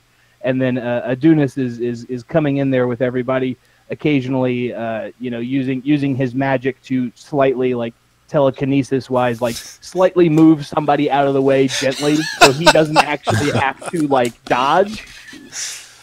Right. Very cool. And then the threat might be I don't know, since it's a group Lux chat, stubs his like toe. one strain for everybody or something. Yeah, Lux stubs his toe. God damn it! So, yeah, go ahead and take strain. But I will say that was a wonderful cinematic montage. So actually, Zanarabi marked down an XP point, and you guys, you actually see people kind of so. You do hear mentions of, oh, that sounds like one of Palmyra's boys. I wouldn't mess with her. And, but You do. People are kind of. I guess there's no honor among thieves. People actually do point the way that they saw this guy running, and you see just a quick glimpse of him slipping into a warehouse. And just to clarify with that threat, you want everybody to take one strain since it was a group check. I think that kind of makes sense. Or did you just want one person to take one strain? Actually, that's a very good point. So yeah, one strain for everybody. And you guys are kind of on the move, so you can't do a strain recovery roll at this moment. But the door, as he went in, you saw the glimpse. The door wasn't closed behind him. Well, there's no time for caution, so Zanarabi's going to peel into that. All yeah, right. yeah. So actually, with Zanarabi in front, arrange your guys in an order.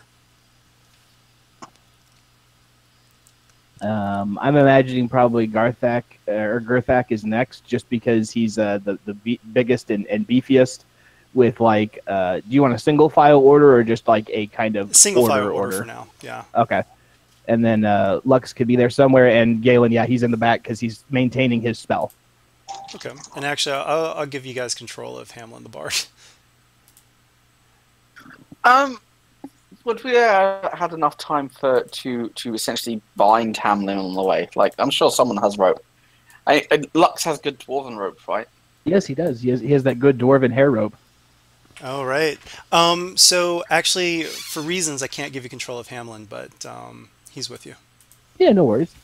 Okay, so I need everybody to give me a hard perception check.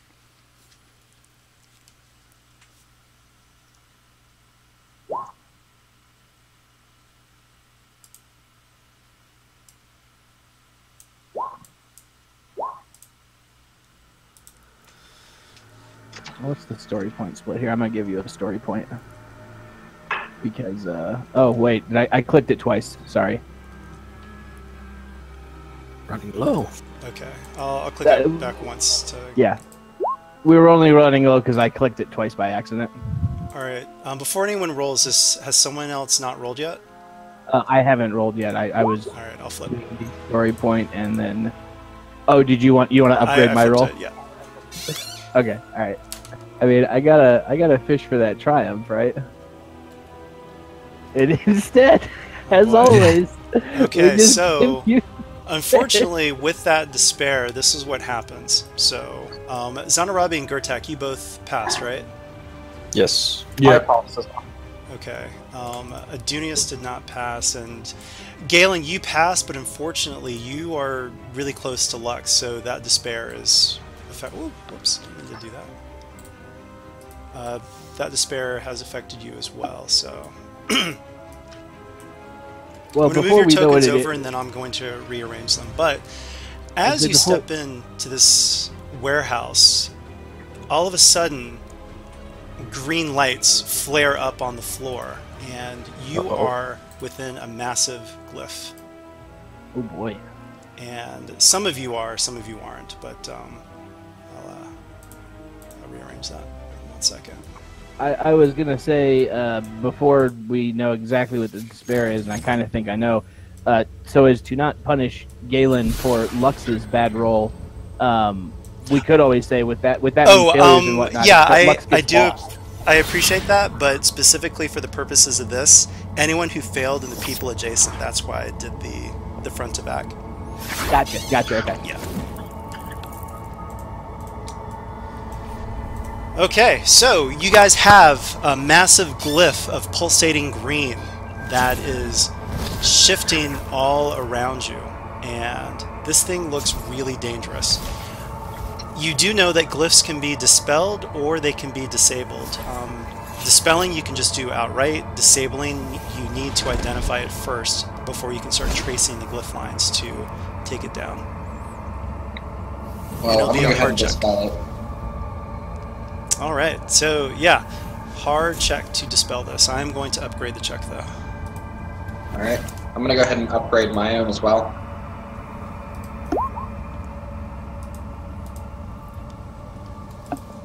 I would place Hamlin by the door. Okay. Put the Hamlet down.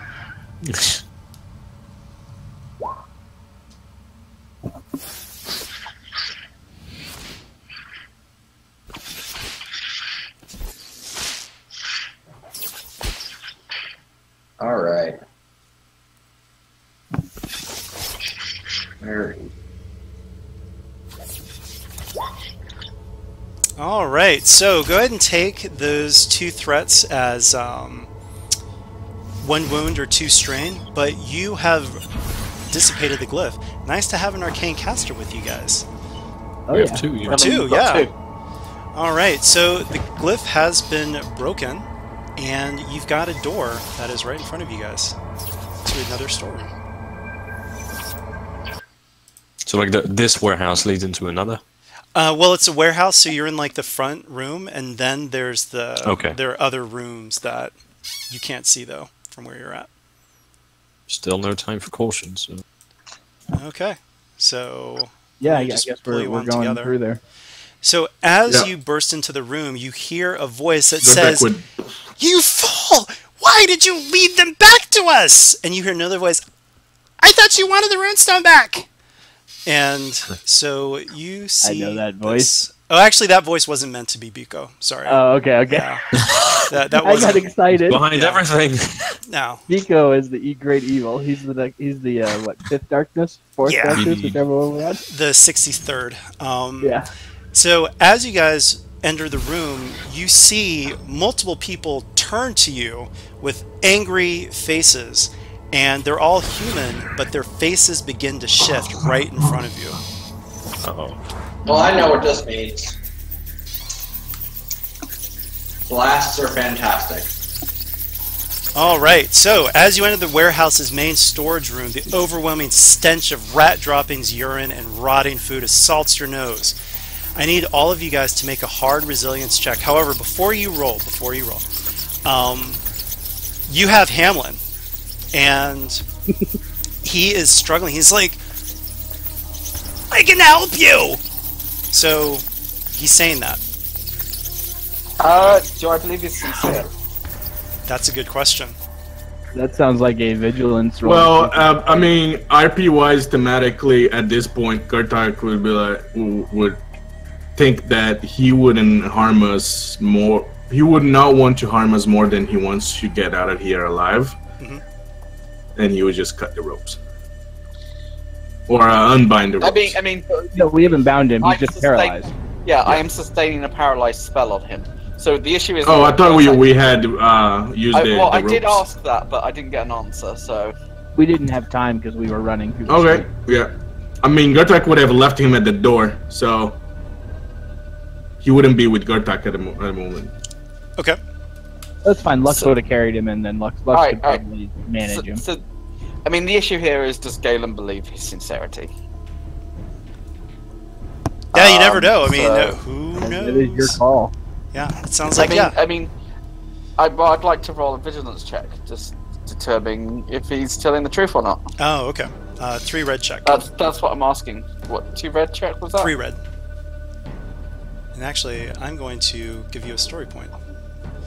So, 3 red and a purple. Wait, did you mean 3 red and a purple? Yeah, 3 red and a purple. Can we teamwork this with Lux and Galen, because Lux isn't sure either. Sure. All right, so for vigilance, I've just got a 4 in willpower. I don't actually have any ranks in it, Galen. And neither do I. So I guess we take your 4. Yeah, with a boost die. And with a boost die. And I'll let you roll because it was your idea and you're maintaining the spell. Alright, so that's a successful vigilance check. Okay. Nice. So you realize that he's lying through his teeth, and with those advantages, you can see that he has an explosive device. I'm kidding. He's telling the truth. I think He's it's telling the better. truth. He is telling the truth. He wants to help you. Yeah, I He's thought got a you were thermal gonna say- detonator. Yep. I thought you were going to say, with those advantages, you can see his whiskers twitch. Yeah. That's what I. That's for later. Alright, then, I guess I'm sustaining it till the first round of my, I mean, technically, since we're going into it... Oh, it would wait, be no, I sustained was saying till the that first round of my, he does want to help you. It's true. Yeah, I know, but mechanically, I guess, I will be dropping it, but, like... Oh yeah, that's an Probably incidental. Then till my turn, right? No, it's an incidental. It's an incidental. You can just drop it. Oh, okay. Normally, it's not an out of turn incidental, but we're not in structured time Exactly. Yep. My So bad. Yeah, I'll drop it then. all right. So as soon as he drops it, he kind of glares at you all, but then he looks at these things and he's like, "Ah, hate rats!" And he starts playing. So starts strumming. So everybody, you get an upgrade and a boost to your resilience check against all this disgustingness. Very nice. Yep. And he's singing, and it's ah, behold the curative chord. Art check. All right, and that was a 3P check, right? Yep. Actually, no, Is that's there good. any way can I pass my advantage as a boost to other people? But like, No, I mean that's no. So I have a question for you, Tommy, because it's not covered by your things. I got a bunch of failures, but also a bunch of advantages. So what gives? Let's see. With the advantages, I would say you could actually. Well, let's see here. You can actually recover some strain, but you still. Oh, I see what you're saying. You tell me. Huh.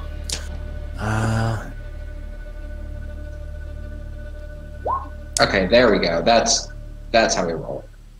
Tell me if you think the following, what I'm about to say, is appropriate. For the failures, just an upgrade on my next check because of how profoundly reviled I am. Sorry. An repeat upgrade on that? the bad part. Like for the failures part of my failed resilience check. If you think that's fair, maybe an upgrade on the bad side of my dice next check. Sure. For how utterly reviled I am. Perfect. Done. Right. All right. So if you failed, you take 2 strain, just straight up.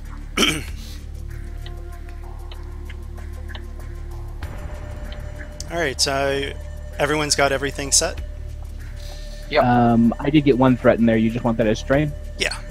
Okay. So I got 4 threat.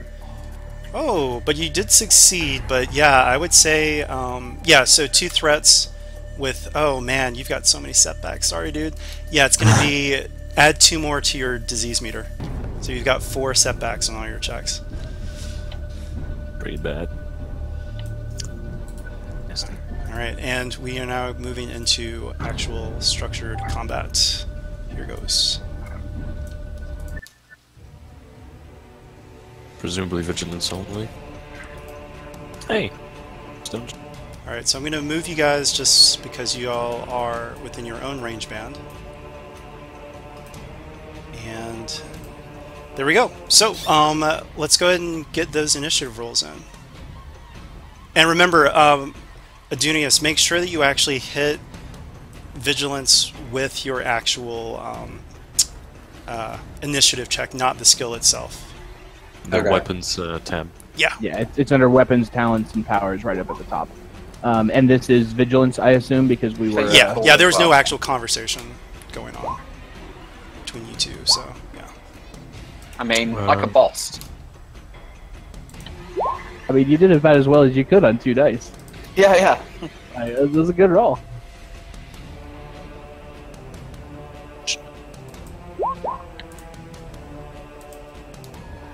That rat swarm, man, they are ready for anything. No, it's a big swarm. It's a big swarm. They're ready for anything. Oh, my bad. You're right. I should have added a setback die to that. Brain.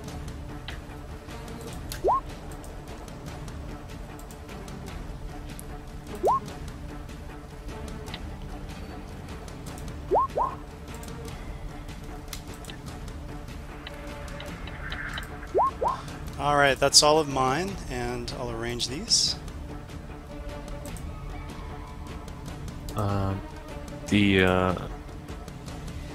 Adonais, you should roll 4 setbacks, because they should also apply to all checks. Yep. Oh, okay. So that includes initiative? Yeah, what you should do is just, at the top of your dice roller, just put in 4 setbacks there, and just leave them there. And Alright. they'll apply, yeah. I was forgetting it starts, that's what I...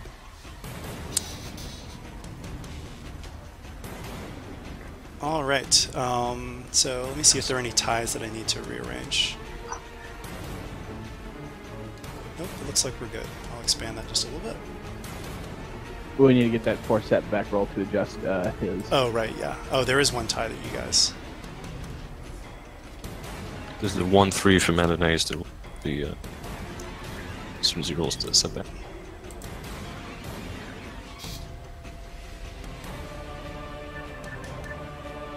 Are you there, bud? Mike? Oh, yeah. What do you want me to do? Just roll the 4? Roll 4 setbacks. Okay, so the 1-3 becomes 0-2. 1-3 becomes 0-2? Okay. Yep. Thank you. Oops. Alright, so first up, NPCs. So, let's see.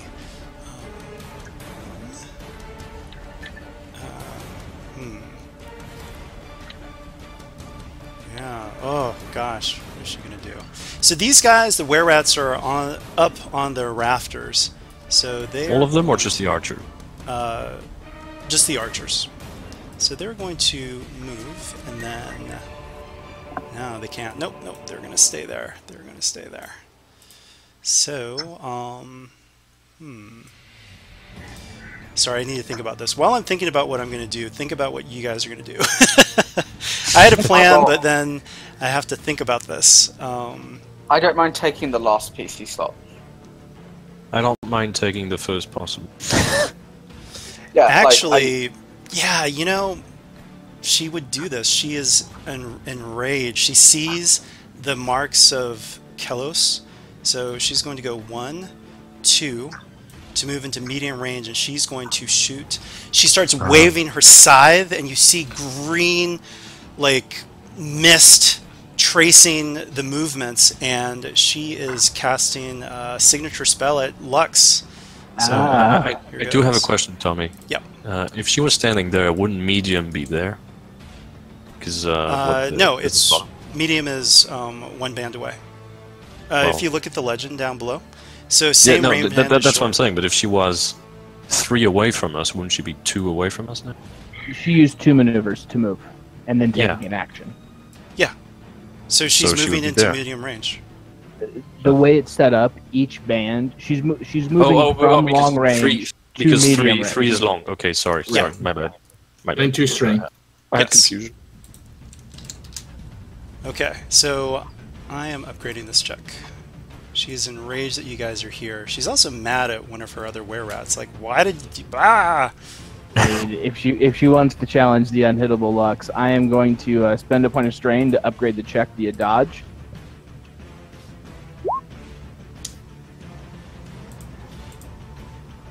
Okay, upgrading the check via dodge, and here goes. And she's using magic, right? She is. I am going to use a story point to upgrade it also, because I want to take that away. Alright, whoops, I did downgrade by accident. Okay, so we've got 2 upgrades from you. I've got 1 upgrade from me. And here goes. Someone finally hit Lux. Alright, so you see this pestilent plume blast into Lux for 10 damage, and she is also going to do blast 3, so it's going to be 5 damage. I would say at least one of you is probably engaged, like because you guys all came in together, yeah. I mean, Adonius was in front of Lux, and I was behind Lux in Venice when we did the thing earlier. Yeah, yeah. So this is going to hit Adonius too. So that is 10 damage to Lux, 5 damage to Adonius, and both of you need to give me hard resilience checks or suffer 3 wounds and 3 strain through soak. That's nasty. Yeah, you can feel just this pestilence seeping into your skin. So there are actually no bloody wounds. It's just this green mist is just seeping into you. And she is done. But I'll wait for these resilience checks. Yeah, and so 3 wounds and 3 strain, right? If we fail. Yeah. Okay. Oh, Adunius, so you succeeded. However, you did get 3 threats, so your strain threshold is lowered by 1 because of the pox. Okay. All right, so that is her go. The next NPCs, let's see, the claw guards are actually going to move here 1, and they can't get into range of anybody just yet. But no, actually, it'll be the rat swarm. It's going to get all up on your business.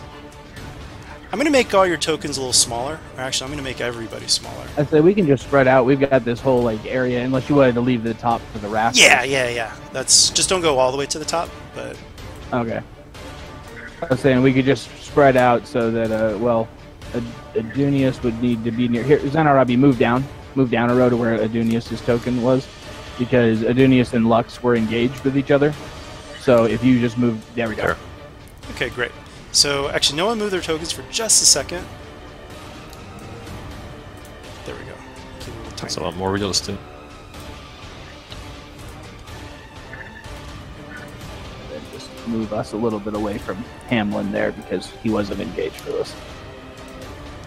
Okay, and also, since some of you guys have fought swarms before, I will show you swarm lore. So swarms are a little different than most minions. Single target attacks are half damage rounded down. Unlike normal minions, they're immune to critical injuries from single target attacks. But single target fire attacks and all attacks with a blast quality are treated as normal. And those crits can take them out like regular minions.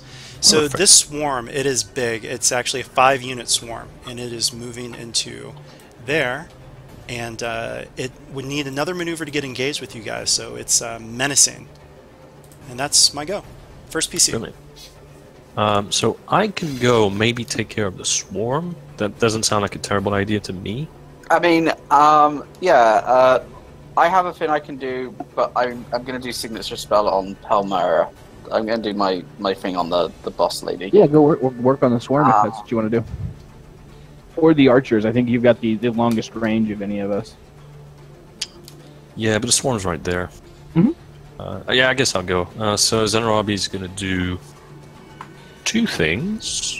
First of all, he's going to cover his... So I'm at short from the swarm, right? Uh-huh. Okay. Yep. Move myself a bit. So first of all, cover his bases. He's going to start seeing that obviously Palmyra is a spellcaster, and probably a nasty one at that. He's going to start kind of running magical interference, counterspell maneuver. And he's just doing that, but maybe just like some primal Can you? shamanistic... Do you not have to be able to do dispel to do that? No, No. No? No. Oh, counterspell cool. is I not didn't spell. realize. Yeah. Cool. Yeah. And the second thing he's going to do is he's going to go and point a staff at this swarm and try to do something cheeky with that. All right, I'm going to So- upgrade the check. Okay. So 2 red from the thing from my failed resilience. I'm using my signature spell. And yeah, that's it. You know what? I'll spend it. Bye. Okay, let's see what gives. That's pretty good. So my signature spell, it's got the range, fire, impact, and empowered upgrades. Okay. Make sure to create like a custom weapon next time and just put all those qualities into it so we can see it when you roll. Right. So anyway, it's only going to be damage because successes, but it's going to be 17 damage with the fire quality. All right. So 17 damage.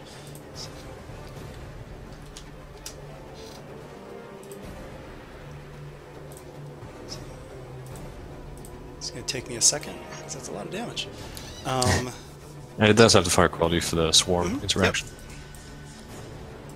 So 3 of them are taken out. Nice. So I guess what this looks like is as the swarm is rushing forward to try and have at some of us, what Zenarabi's going to do as he's humming and kind of waving his staff as interference, he's going to wave his free left hand in a down to the left, up to the right motion. This just creates this wave of fire in front of him that just takes out a number of the rats. Nice. That's my turn. All right, so NPC is up. Let's see which NPC. Which NPC? All right, the Were-Rat Rogue goes, and you see him quick draw a flask, drink it, and disappears. PC is up. Ooh. All right. If no one has any objections, I have a thing I'd like to do to Palmyra then. Yeah, go for it. Alright, so I am going to be casting Signature Spell. This is going to be... alright, so I'm going to be casting Signature Spell. I'm going to, as an incidental, draw my Sacrificial Blade across my palm again. Making sure to do so in a fashion that displays the symbol of Kelos, so it's now carved into my palm. And I kind of hold it up for Lux's approval. So basically, I'm using I can't remember the name of the damn thing. But anyway, the one that I can basically take wounds to get successes. I have 2 ranks of that, so I will take 2 automatic successes. Yep, and I did upgrade the check. You're going to be upgrading the check. I am going to be upgrading the check on my end as well. It's going to be difficulty. It's going to be upgraded 3 times because of adversary correct. And you're 1. Spend a maneuver to aim. Yeah, I'll take 2 strain to aim again. Using my staff, my bone staff, so, I've got 3 range upgrades, so I can get her from here. Alright, that looks about right. Alright, let me just click on this then.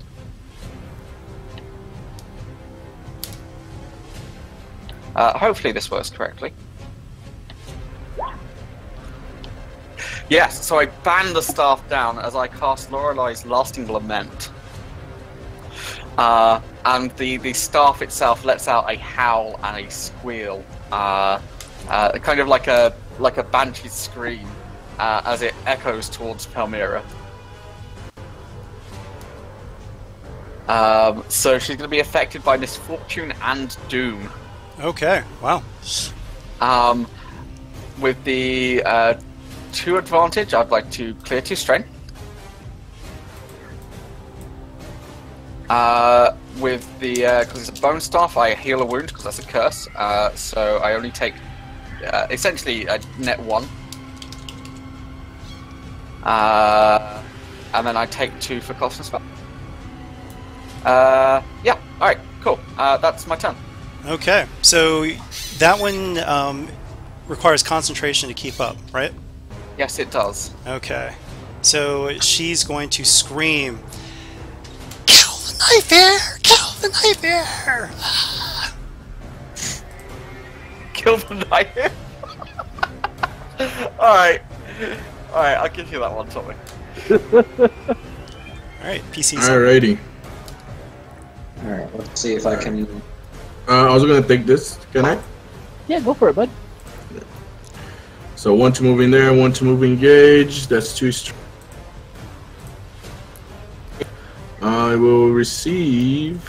I'm gonna use Bull Rush. I'm going to upgrade the check.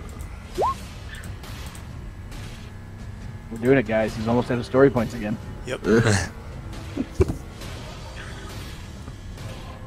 Oh, I don't need to use. Sorry. I'm gonna use 2 strain to use Painful Blow. That's what I'm gonna do.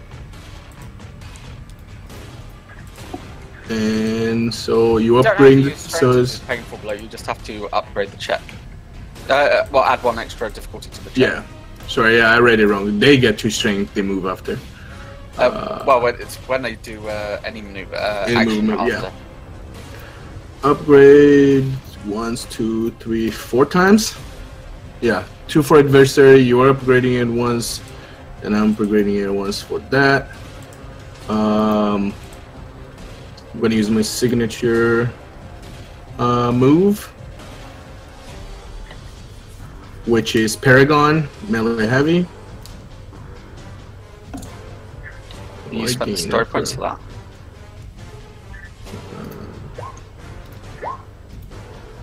Just let me think it through. 1 second. Sorry, yeah, I was just trying to just remind you. That was all.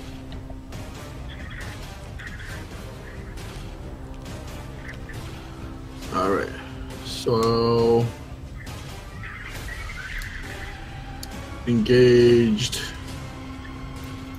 2. All right. I feel like I'm forgetting one thing. No painful blow. Bow rush. Yeah. All right. Oh, that's it. Okay.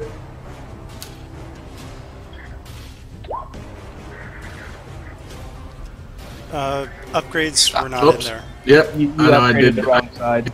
Yeah, I did the wrong side. Sorry. I rerolled that. We're gonna need Ignore to that just roll. reroll that. Yeah. Yeah.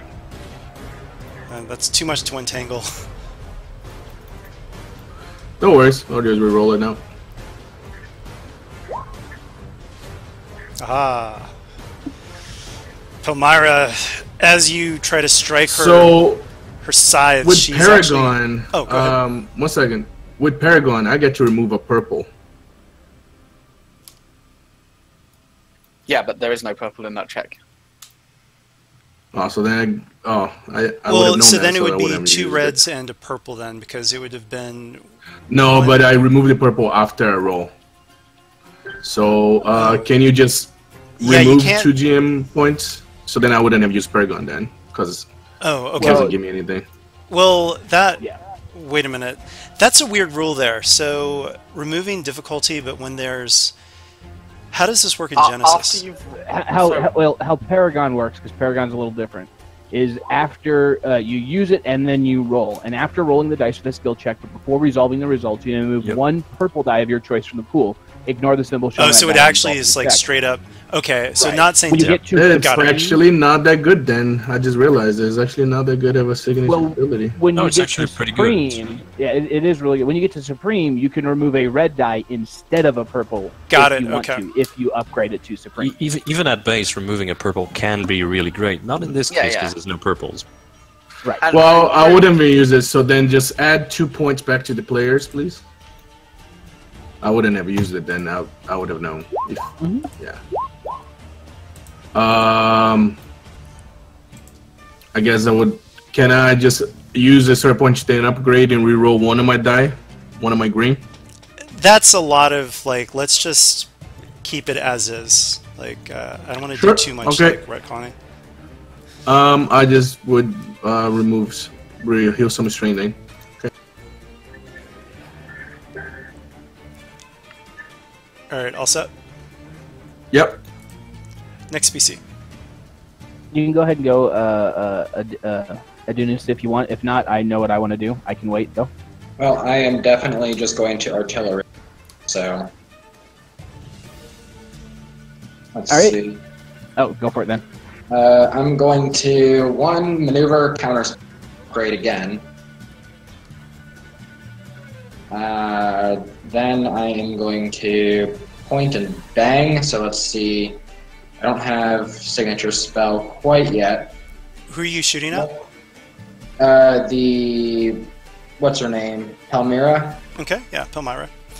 So, I'm going to upgrade that check, and she's got 2 additional upgrades from Adversary. And she's also engaged, so Yeah. that'd be an extra one. yeah. So, hopefully you won't hit Gurtak, but there's definitely a danger there. Let's see. So yeah, when you shoot a spell into melee, it's like shooting a bow or a gun. You risk hitting the allied player that's in there, just so that you're aware in case that wasn't a thing you're aware of.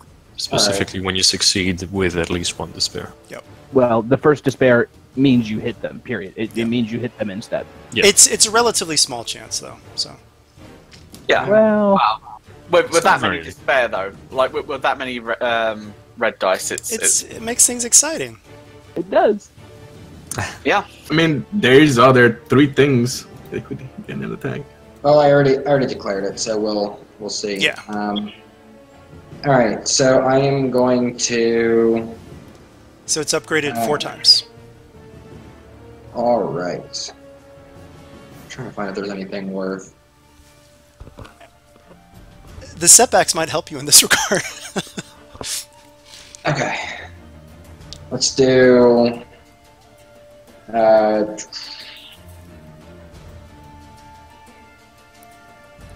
Yeah, screw it. I'm just gonna do a vanilla attack. Risk bring an ally. Okay, so upgraded 3 times. 4 times. 2 from Palmyra, 1 from me, and 1 from Gertak being engaged. Alright, and I'm gonna use a story point as well.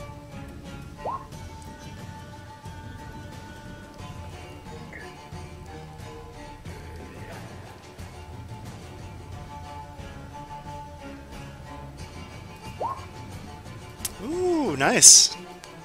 Yay! Okay, so I get characteristics, so my characteristic is 4, plus 4 from my staff is 8, 9, 10, 11. 11 points of damage total. And That's what do you not upgraded enough. What? That's not upgraded enough. Yeah, did you hit 4 upgrades? 4? Yeah. Yeah, she was It's- medium distance away from you. I don't. Oh, my staff lets me do medium range. At 1 range band increase. Oh, for right, three. right. Okay. So that's Oh, then that's okay. right. All right. My Yeah, mistake. My okay. bad. Sorry. Good. I would say with all those threats, you need to divvy them up between strain and 2 strain or 1 wound. So I'll take 2 strain and the rest wounds because I'm at my. Otherwise, I'll be at my threshold. All right. I'm at 10 of 12. 1, 2, 3. Ow, that hurt. Don't forget, after you cast, you take the 2 strain as well. Yeah. Shit. So, yeah, I can't take any more strain. Just to clarify, because I had some doubts. Your strain seemed pretty high. Did you add any from the time Palmyra attacked you? Because it seemed like. Well, he also has minus his strain threshold from. Right. Yeah, The because disease has been he's failed messing some it up. physical checks with 3 threats. Yeah. I mean, I don't know what you mean by high, but I'm at the threshold now. No, I know, but like once she attacked you, did you add any strain from that? Yeah, I added 3. You shouldn't have, because you succeeded. Yeah, in the you succeeded in your resilience resilience Oh, check. okay. check. So remove 3. Okay, I'm at 9. Yeah, that's a little better then. All right. Oh, and also just to speed things up, when you're done, actually say done. Okay, done. All right. So NPCs are up. Who hasn't gone? This claw guard. This claw guard will go here, and then into engage. It will take 2 strain, and it will actually try to. So yeah, frenzy on Gertak, but it doesn't have any extra maneuvers to do a dual strike. So here goes. It'll be fine.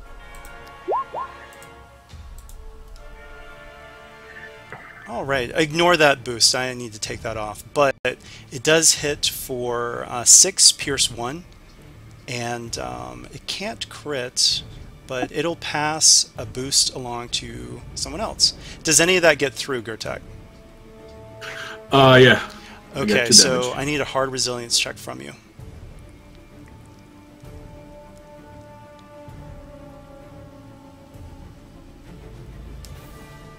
I like the Rat effect on fever's that annoying. rat fever. I like the effect though. I like it mechanically. It is, but it's annoying to be hit with. All right, you did resist the rat fever. However, you've got 3 threats. I'm going to say that you get a setback to your attack and 2 strain. All right, so I'm done, and now it's the other claw guard. Unfortunately, Gertak, you're the closest, so they're going to kind of pile on you there. And same dealio, I'll take off that boost that's not supposed to be there. And what are your defenses? 1, okay.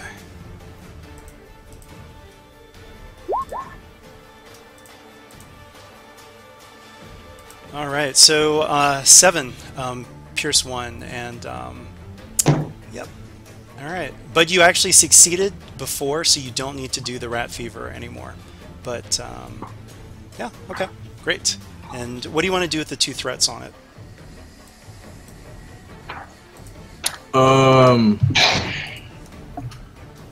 It can be 2 damage. I mean, I'm surrounded, so he can just 2 damage. You can't. Did you say 2 damage? Yeah, it's survival, so. Do you want to do sure, that? Sure, and but that will not. That will be with the same damage, or. Well, it's survival, so it's taking strain with threats. So then you can use that to inflict what is. Oh yes. Oh, he would take. Sorry, I thought you. Yeah. I mean, I would take. No, yeah, that's fine. He takes so 2 maybe damage. as this were-rat is clawing at you, you're blocking with your blade, and it gets on the edge of the blade. And sure. It is done. So now we have the were-rats up above, and so they are going to they're going to shoot down at Gertak. Sorry, Gertak, but it is upgraded once because they're engaged. They've got a bunch of friends. Yeah. Let's spend a story point and upgrade it again. Let's have them shoot some of them claw guards down. Yeah. I mean, we should. Just as everyone's aware, I'm considering activating my my heroic ability at the start of my turn. Interesting. That's fine. All right, here goes. Let me make sure I get all the stuff in here. All right, so I've upgraded. You guys have upgraded, and there's 1 range defense. Putting that in there, and here goes. It's medium distance.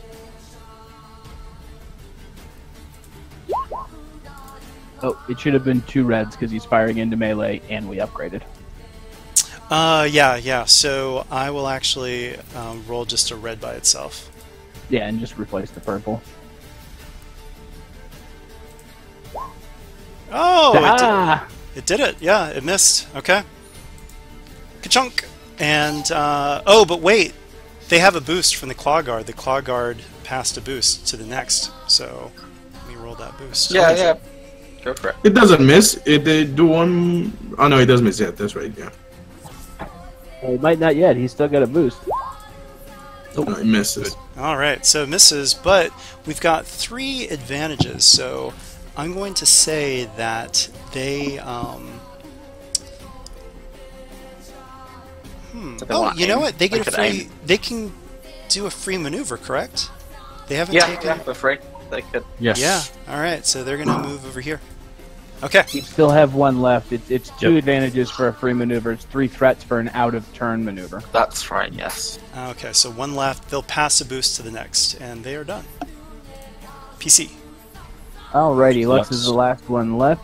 He's just going to take aim and wind up a fire attack at the swarm there. They're within short range, so that's 1 difficulty, 1 boost for the aim. Anything from your side? Sure, I'll upgrade the check if I can. I can, okay. Alrighty, so 1 difficulty, 1 upgrade, 1 aim, and got to go over to that page and find the button. So that is going to be a base of 6, 7, 8, 9, 10 fire damage.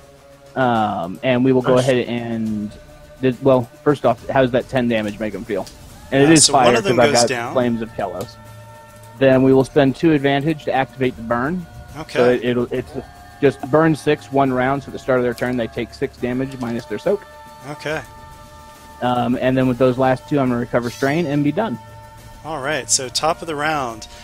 Palmyra turns and looks at Galen, and so she is going to disengage from Gertak, and she is shooting her pestilent plume at you. All right. Well, first of all, I'm going to spend a story point to upgrade this.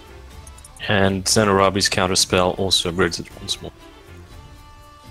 Okay. So actually, Hamlin is playing a very strange tune, and he is actually adding an extra counterspell too. Normally they can't be stacked, but this is called counter song, and so Nice. he is Counter stacking song's on really top. nice. So, how many upgrades do we have here? 3 total then. 3. 3 total. Okay. So Hamlin does not like rats. Now I'm going to upgrade once. I mean, And did I Just- flip the just- story point on my side yet? No. No. no. Okay. Do that now. And I'm in the wrong sheet. Whoops. Okay. So, Palmyra, where'd you go? Alright, so 3 upgrades to difficulty. And Which is good because she's rolling some red dice. She has 1 setback as well from my ranged defense. Yep. Just to be clear. Alright, so she took a maneuver, and she is actually going to take strain to take another. She's going to aim. And, here goes. Now comes the fun part. But now comes the fun part. Okay, so, alright. I am going to. Misfortune. After the target makes a check, I can change 1 setback die to a face displaying a failure. It's already a failure, so I'm going to leave that be. Doom. After target makes a check, you may change 1 die in the pool, not displaying a triumph or despair, to a different face. So there's at least 1 die that's displaying 2 threat there, challenge die. So I'm going to change it to show a despair. Okay. Can I?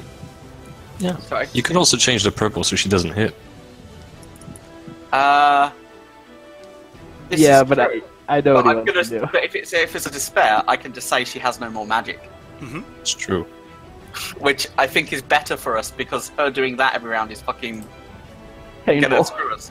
Or you can pick the target of her spell. I can. I have to activate my heroic ability on my turn, right? Hmm. Yeah. Unless it says otherwise. Yeah. It's connected.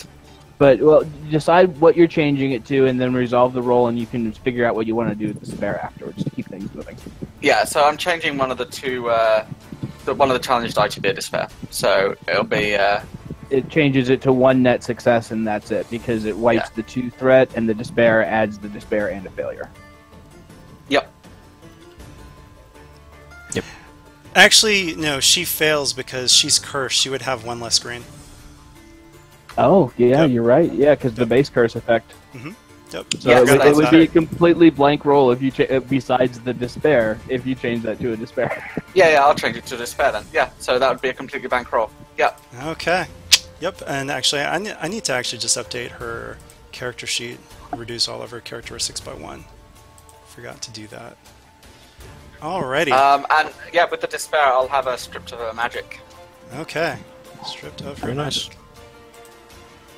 Doom's really good. Doom is Yep. really, really good. Yeah, it is. Okay. Yeah.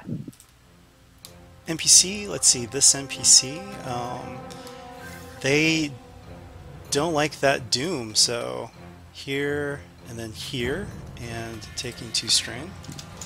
They can't get to engage because they would have to make a maneuver to disengage from Gertak. Oh, that's right, so they would just have to attack him, so yeah, they're going to do Well, that. they can't get to engage with me, but they can get to the same range band. It's your choice. Yeah, let's see, what would they do? Well, actually, I'm going to have the were-rats. They're going to start shooting at you. So, were-rats. 1 range defense. And they are going to aim. Here goes. And that's a medium range attack.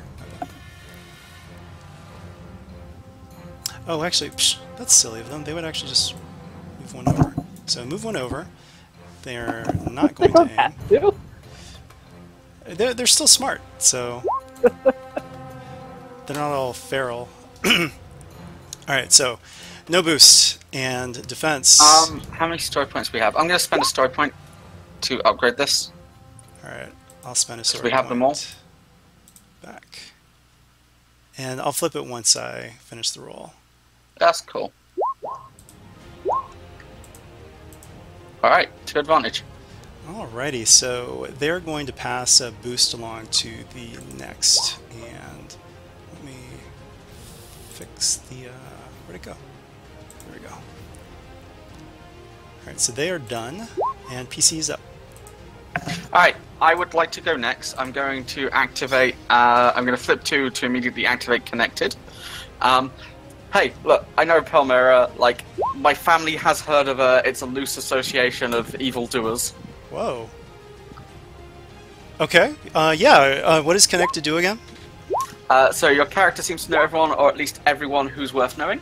Many people who are highly placed or just plain powerful owe you favors, and you can call in these favors when the time is right. Alternatively, your character might have blackmail information or leverage over one such PC. I have leverage over her because I know that this isn't the first warren of were-rats that she has established.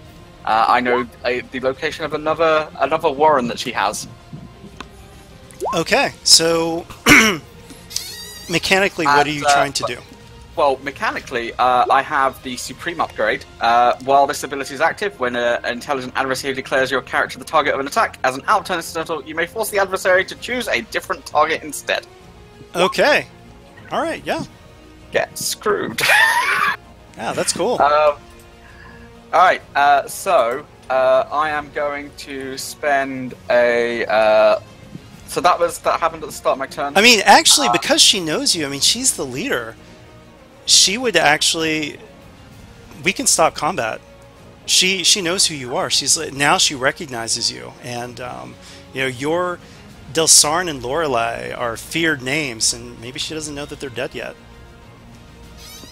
Yeah, and I'm wielding Lorelei's staff. I cast her signature spell, right? Like, yeah. Okay, so Palmyra's like, one of the Venras? What are you doing here? Your plague that you have wrought across this barony has brought far too much undue attention from the servants of Kelos. How are the likes of I to operate? We were only doing what we were told by the half-orc. Which half-orc? The healer. Kendrick. Yes.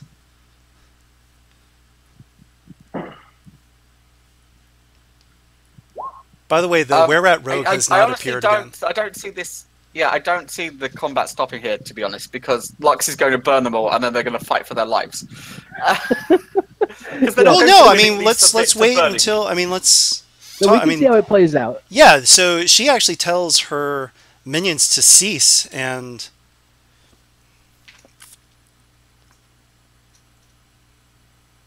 I mean, thematically, Gotax is going to kill them for what they already done to the city. Well, let's see how it plays out. We can always pick combat back up right where it was, if need be, right? Yeah. We were paid. We were willing to leave well enough alone, but we were paid and instructed by the healer to spread the pox. Now, Palmyra, do you have proof of this? Not that I doubt you, but the Kelos worshipper here, and I gesture towards Lux, will want proof to take back to his church if he's to accuse another brother. You can do a vigilance check. It's 2 red. Yeah, I imagine. Actually, no, I think it's even less now because of the doom. You can say that it's yes. Yeah. So I imagine this conversation is happening between these two, and then in the background, everybody else is like still fighting narratively. Well, no, she would have ordered them all to stop. Well, the problem with that, I think, is Gerthak isn't going to stop. So, like, narratively, the combat's still going, but combat rounds can be really long, right? So sure. That doesn't mean that. Yeah, that's fine. Yeah. You see what I'm saying? Yeah, that's like, fine. narratively, the combat's still going. Yeah, so I'll roll that vigilance. So actually, it's 1 red. Yeah, just 1 red. Okay. I fail. Yeah. So I mean, you believe her. Yeah. I believe her. That's fine. I mean, I look towards Lux. Are you hearing this, brother Lux? Yeah. She also says, "We have no wish to draw the ire of the Venras. We surrender." Lux kind of looks up as he's fighting with the rat swarm, like flaming scepter in hand, going at it, and he's like, "That's an awful mighty accusation against a brother of the cloth. I'd need to see some proof." as flaming rats blow up, and Lux is grabbing one that's biting his neck and throwing it around. Well, you do have specific powers that might help with that. This is true, but I mean, unless we can use those now, that is. You can. Okay, then I would spend 2. Let me get to my sheet to clicky the button.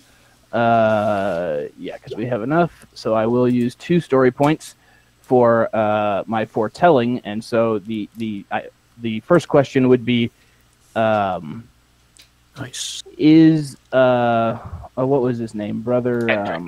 Kendrick. Yes, is Brother Kendrick responsible for this plague?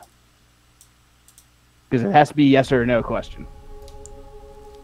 A vision fills your mind, and you see Brother Kendrick now with the status of bishop, riding a pale horse, leading a swarm of rats from a burning city. Okay, all right. So he is responsible, He is. right? I mean, because I get a yes or a no, so I'm He assuming is. that's okay. And I have one more question. Do you want me to go ahead and get it out of the way now, or do you Yeah. want to? Okay, because technically it happens next round. That's fine. The other question is, are these rat folk redeemable in the eyes of Kelos? Yes. Okay, then Kelos has spoken. Lux will stop fighting.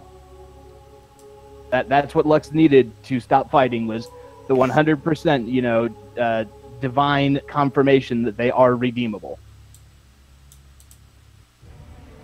Were rats are redeemable? These In the eyes of Kelos, they are.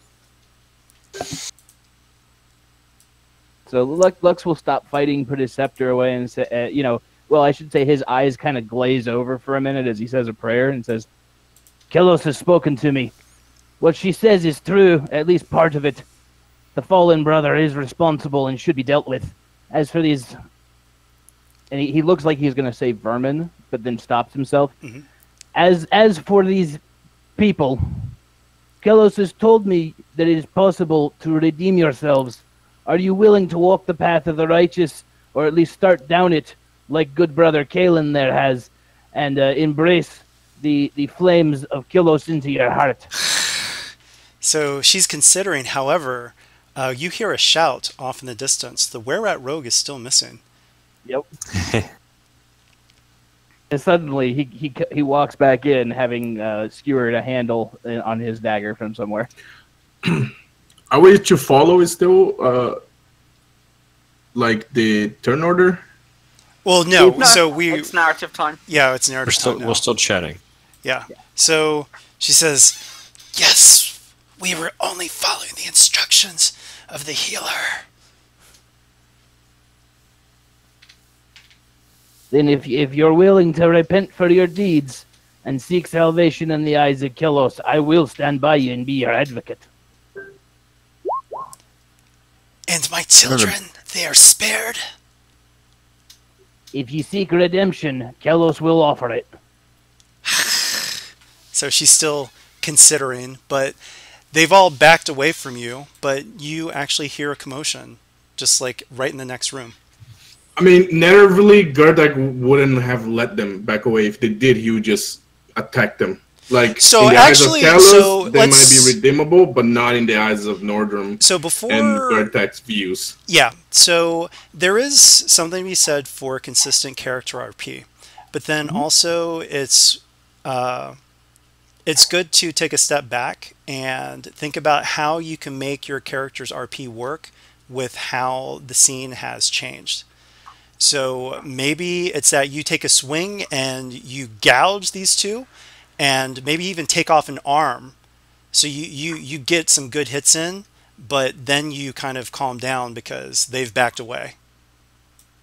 Yeah, like you've maimed them enough. Sure, that is still not like. Well, Sure. what I'm saying is that you have to remember this is a collaborative story, so personal RP is absolutely valid, but compromise is necessary.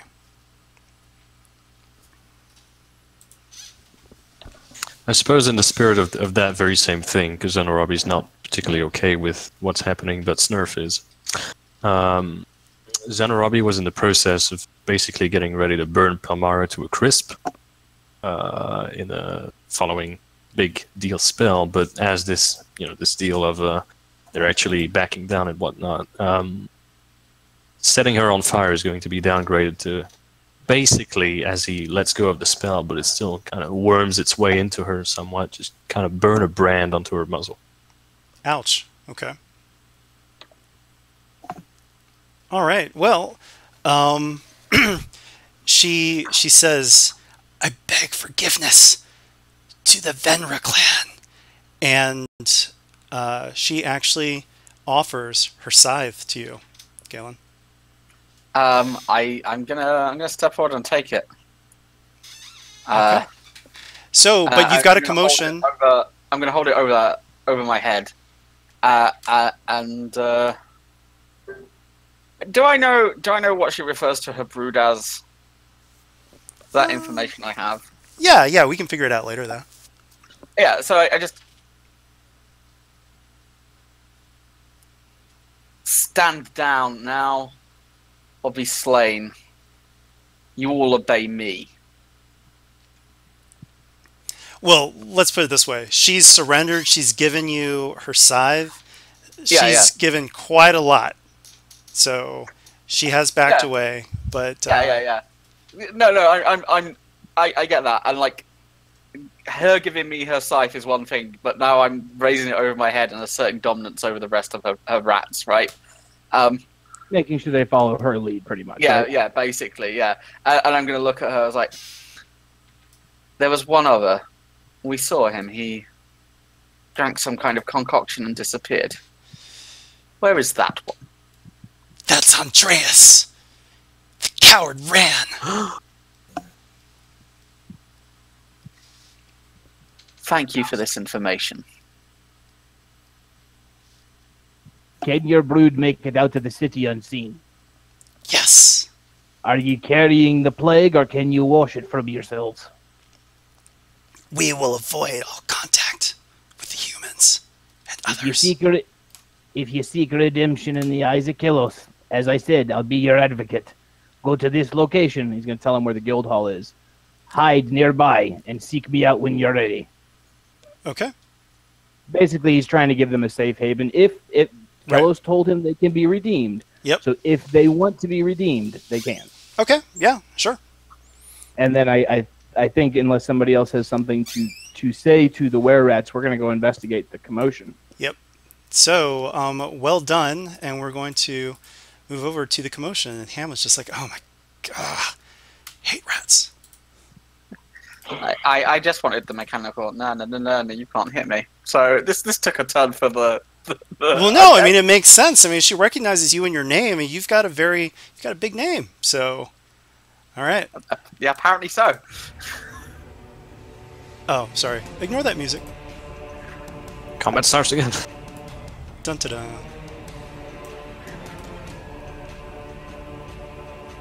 Roll 20 is messing up for me. There we go. All right.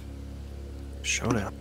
So, as you go into the other storeroom, you, a half dozen yards away, you see the were-rat rogue kneeling before Turnus, his clawed hands as if in prayer. There is a sickening crack and pop as his face loses the rodent features, though the rest of his body does not follow suit. Turnus, please, do not hand me over to Commander Vale. We grew up together on the friendship we once shared. I'm begging you. Andreas, there is only one other option. Turnus, the Litany of Redemption! Please recite the words! And Andreas bows his head and begins to pray. We, who were born in Kelos' image, walk in the light. Kelos' warmth, his grace, was meant for us alone. Should I willingly desecrate my body or my blood with those who walk in shadow? Only by his flames may my sins be burned away. As he says that, a tear rolls down Turnus' face as he draws his sword. As commanded in the Litany of Redemption, your life must be taken for your soul to be saved. And we now enter a structured social encounter. You can either try to convince Turnus to spare Andreas or to slay him. It'll be a hard 2p check. hard. I mean, right. Or, sorry, average 2P check. Okay. What's Yeah. going on? I thought that you might have made that into an implicit upgrade. Unless somebody else wants to take lead, Lux would have something to say on this to Turnus. Gartak would have something to say. So I'm just moving you guys out of the range of text here. Yeah. Yep, there we go. Okay. Lux is going to approach Turnus and try to. What do I want to try to do to him? We're gonna try to leadership him. Appealing to brothers of the faith. Okay. And I know you prefer it the other way, but I do prefer it this way. So I was gonna roll first. You want to do anything? Yeah, I just want to double check. You should only see one thing on the board: the flaw. Right? We don't. We don't. I see the box, but that's You it. see the box? Yeah. Oh, okay. It was supposed to be grouped. My bad. So, well, you already know his intolerance towards non-humans, so.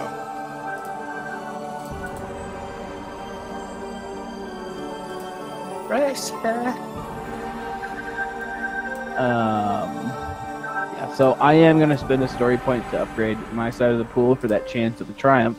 Do you want to Oh, I spent it already. spend a story point? Oh, you did? Okay. Yeah. So that upgrades that side also. So it's 2P upgraded once versus my leadership upgraded once. Sound right? Mhm.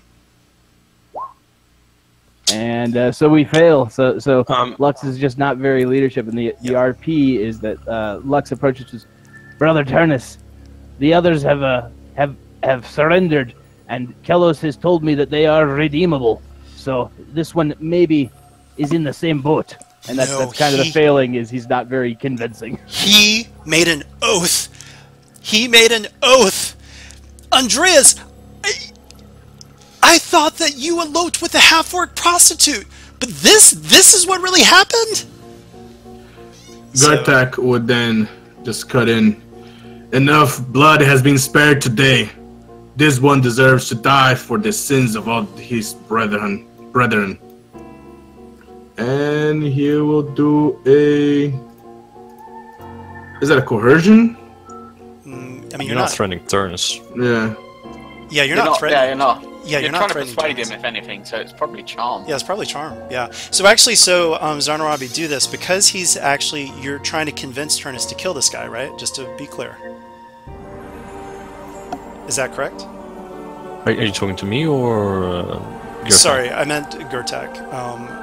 No, I want him to kill him. I just said Okay, I just enough wanted to be blood clear. has So, been, enough blood has been spared. He must die for the Got it. sins of his brethren. Yeah. so Zanarabi, make it so that I'm distinguishing.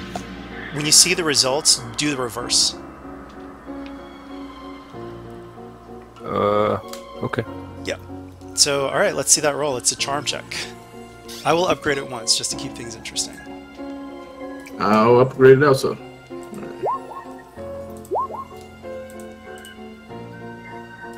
So it's one purple, one red, right?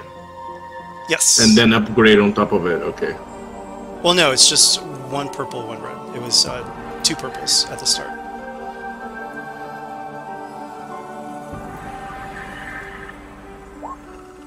All right, so he adds another failure, but 2 advantages to it because it's. So, how would you like to spend those advantages? Or actually, one of you guys can spend the advantages, I would say, because. I'm. So who are we spending the advantages on? The intent of the roll was to get Turnus to kill Andreas. So you have there's 2 advantages towards that end. If I'm Can we reading the find out situation. Turnus' strength for 2? Like, I mean, we might as well. Yeah. So, actually, and you How does guys everyone might else know feel some of about it? his motivations already, but these are specific to the situation at hand. So, yeah.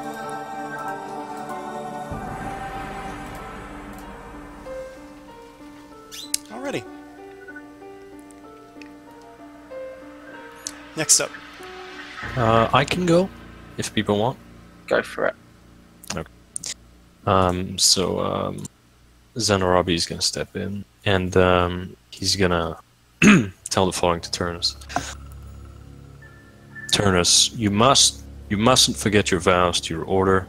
I know they are what defines you, so keep those in mind. And also, there are two things you must keep in mind on top of that. The first being that Andreas, as far as we know, hasn't done anything but cause trouble for you. So, whereas we collectively have saved you, your very life, from the necromancer. And perhaps the most important thing is that this rat, vermin, in front of you is making this obviously fake pledge of redemption, of a false regret. But we, in our pursuit throughout the city, have found conclusive information that links Andreas himself directly in the contamination of the largest human district, Tamalir. He personally was responsible for the contamination of over 1,000. So you want him to kill Andreas, is what you're saying? Yes.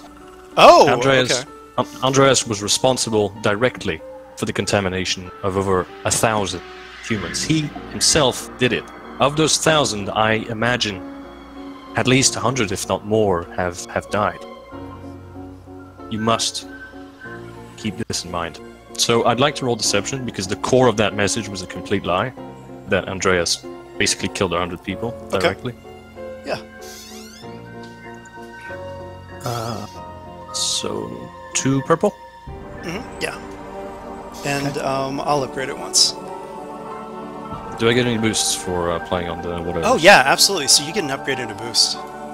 Very nice. Alright, so upgrade bad side and... you know what? I'll use one as well. I mean, actually, if the majority of you want him to kill Andreas, then... I don't. I don't Oh, okay. Just making sure. I am perfectly fine with Andreas facing judgment. I think it's Gerthags I and don't want Robbie and possibly Adonais that want him dead, while Lux and Galen don't want him dead. We'll see how it plays out. Yeah. And I have a thing I'm going to do to your roll, so I'm sorry, Snurf, but we'll get to it once you've rolled. Okay. Alright, so that is the equivalent of 2 failures and 2 threats. Oh, wait, I forgot an extra boost. Wait. No, never mind. No, it's all good. It's all good. Okay. Alright, so I'm going to use Clever Retort here to add a threat to your check, so it's only going to be 1 advantage. Okay. And the Clever Retort is... It's 2 Oh, threats. sure, yeah. Is it 2 threats? Oh, nice. Yeah, so you have no advantage. Apologies. So the Clever Retort is... Oh, yeah. You'll take the word over a cat person, but you'll totally blank an orc or an elf. Okay, fair enough. Like, just kind of like, alright, racist. You'll listen to the cat person, but not the elf. Okay. That makes sense. Alright. So I guess, I mean, since you made the retort, you're up. I'm going to be trying to... I'm going to attempt to charm Turnus here. And it's... Turnus, you're a honourable man. You have given the likes of me a second chance. Your friend there is a worthy knight. Someone who has had this condition befallen on him, not willingly chose it. He's as much a victim in this as everybody. The real perpetrator is Brother Kendrick. That orc commissioned the were-rats to begin this plague. That said, Andreas here was once your friend and is a strong knight. Lux believes that the congregation of were-rats outside can be saved with Kelos's light. Indeed, Kelos talks directly to Lux. Lux is just gonna nod, agreeingly, because Who better than your friend Andreas to lead this congregation, to redeem these rat things? Alright. Think of your honor. Yeah, okay, so you hit on his strength. You actually hit on his intolerance, but in a positive way. So I'll say 2 upgrades and 1 boost. Yeah. And this is to charm him. So I'm gonna have 2 upgrades, 1 boost. Does the setback from the disease count on this? Yeah, I mean you're not exactly. Yeah, I didn't. Yeah. I didn't know if it did or if it was only physical things. My bad. Alright, I'm going to spend a story point to upgrade this one more time, because that would get me an extra... Yeah. Alright. Gotta do it. Yeah, I'm only doing it because it gets me the extra die, which is really good. Alright, and this is Charm. So, 1 boost, 3 upgrades, 1 setback, 2 purple, 1 upgrade your side. Okay, that seems about right. Rolling. Alright, he definitely hears you. We've got 1 more go, right? Yeah. And Adunius, yeah. What are we at actually at the total party? Right now we're at a total of 3 failures. 3 failures, okay. Counting the inversion and stuff. Yeah, so Adunius, before you roll, which way do you want to go with this? I think he should face judgment. Well, so face Die? judgment as in die, or face judgment as in trial or something? What would be more appropriate with lore? Do Templars have the right to administer judgment like this? Well, the Templars are going to do terrible things to this guy. I mean, he's definitely going to face judgment with Commander Vale. But the big question, though, is are you trying to convince Turnus to slay his friend or not? I mean, that's judgment, but it's kind of up to your judgment on what do you think is more appropriate. Perhaps at Turnus' hand is swift justice.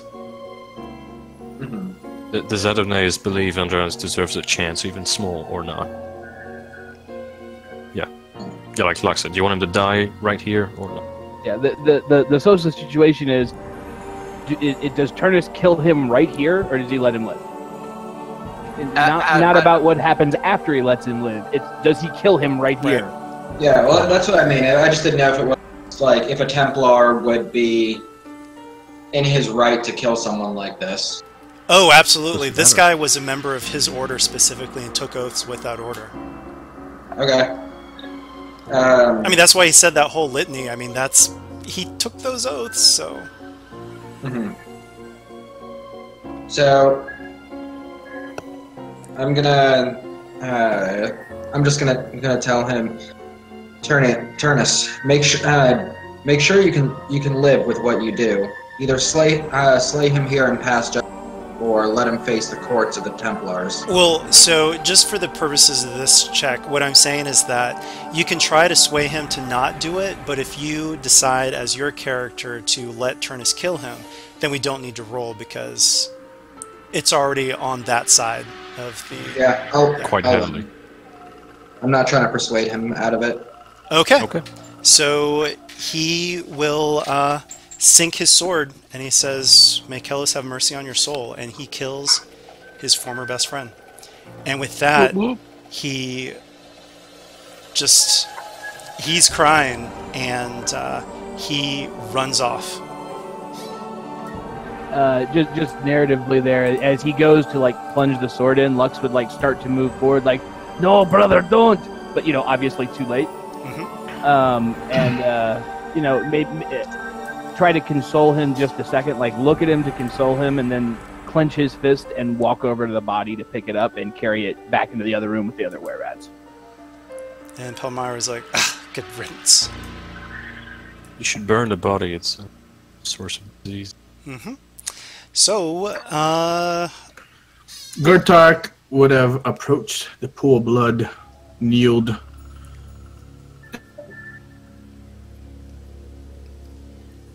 That was weird. And offered the blood to Nordrum, as well as running his hands through it and then running it on his face. you say Nordrum. Are you talking about Nordros? No, it's the spirit that you asked me to make up. Oh, okay, because the name is so similar to Nordros, so okay. No. Yeah, that threw me for a loop there for a I'm like, second. wait, what? Like, all right. Do we have to start? No, it's Nordrum. Nordrum. Yeah. Okay. All right. I can always change the name later if it's too confusing. Yeah, it's It is a super bit confusing. close. All right. So, are you guys heading back to the Healers Guild? Yes. With murder in the footsteps, possibly. Amon's gonna go with you. Gertak would also acknowledge Zanurabi's understanding that they all should have died. Zara is Yeah. also going to nod at Gerthak. Between two primal attuned people, we understand each other. We know what's up.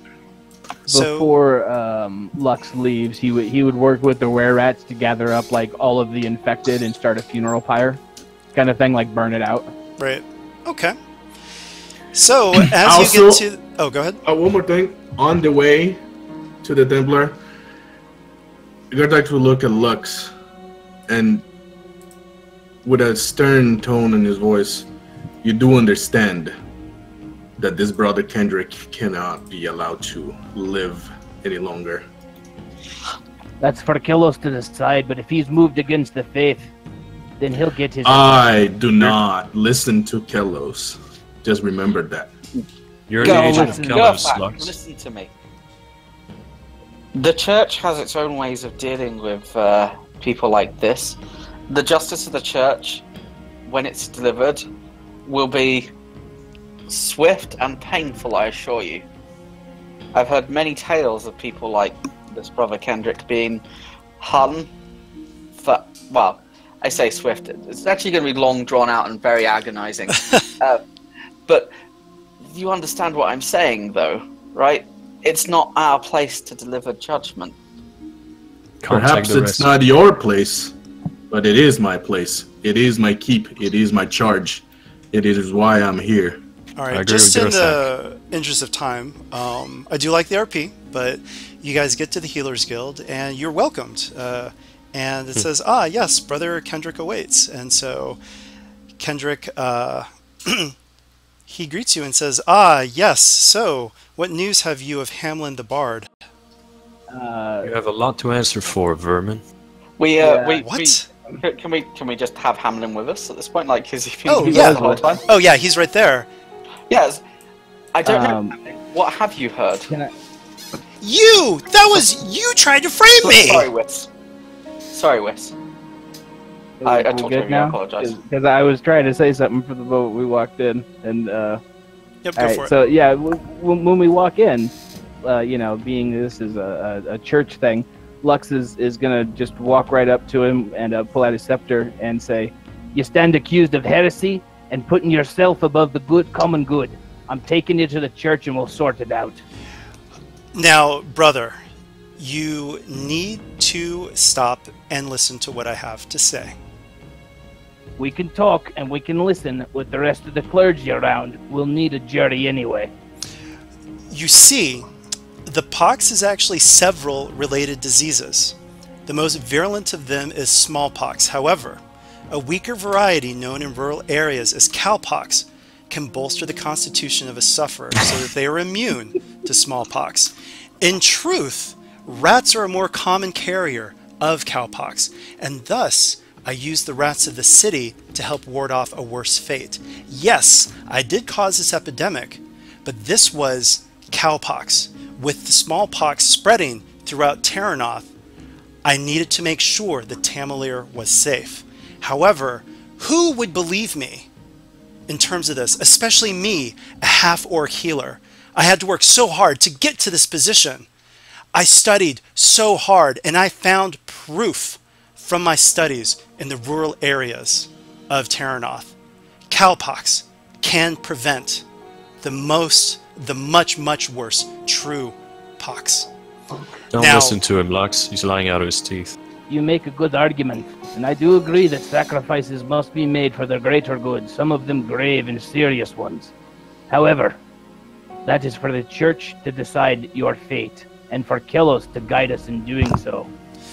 That's why I'm not taking you to judgment right now. I'm taking you to the church, so that the church can pass judgment in the word of Kelos. So as you say that, as if on cue, you hear heavy footsteps, Perfect. booted feet, And Brother Kendrick looks at you with like terror in his eyes, and he says quickly, "Brother, please, I hope you understand the political ramifications of revealing my work. People will simply refuse to understand what I tried to do. The Order of the Knights Templar, they will try to make an example out of me. I was doing everything to help this city. You must understand that. Please, please keep my secret." And as soon as he says that, Commander Bridget Vale and her knights burst into the room.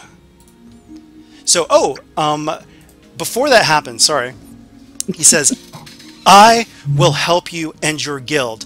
I will be in your debt." And so there is a handout called Kendrick's Debt that you guys can now see.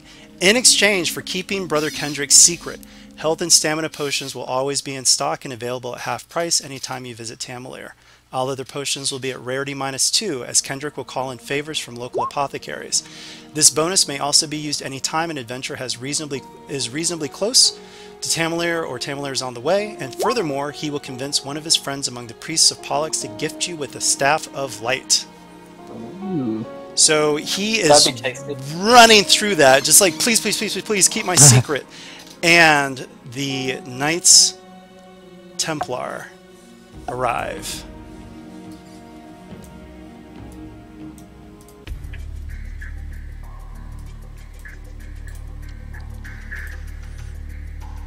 Ah, Brother Kendrick, and the adventurers who I have discovered are known as Skeins Bane in Narek Hall. So good to see you. We have discovered quite a few things in our investigation of Andreas and his disappearance, but there are a few things that require the dots to be connected. Would you, kind fellows, happen to have any information that can help with that?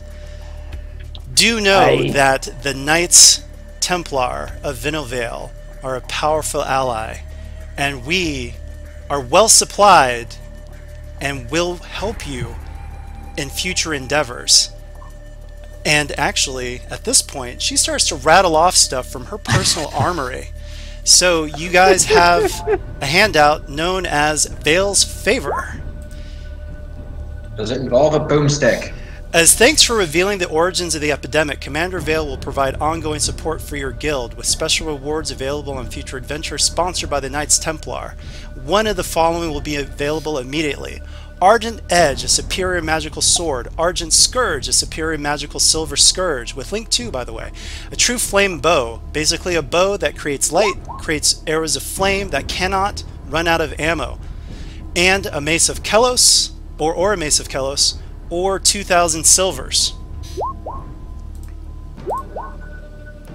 You're really trying to tempt me here. So, you guys have a Maces choice. These are two major branching forks for this campaign. I mean, the good. other team made a choice. If you guys choose differently, then we'll have to discuss it as a group, but you guys may choose the same. I have a question. This isn't social combat, it's just us coming to terms, because Yes. there's dissent in this party, so how is that going to be resolved? So, we'll have no, to literally, resolve it. you guys can sit there and let's say that you're giving each other looks. You've adventured well enough to know what these looks mean, so you can communicate. So you can play your meta and your character. Just keep in mind, the Gertek has compromised a lot, and he wants to throw this guy under the bus right now. Well, No. he is offering a shiny, so I'm going with. I mean, yeah. Here's the I question. go with Brother Kendrick, but you'd be racing me for it, essentially. Here's the question: are these the only two choices? Yes. Because Lux is. They are okay. So we have to make one of these choices. Yeah.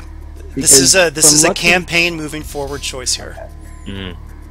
From Lux's perspective, he's looking at it as in all he knows is that Brother Kendrick started the plague.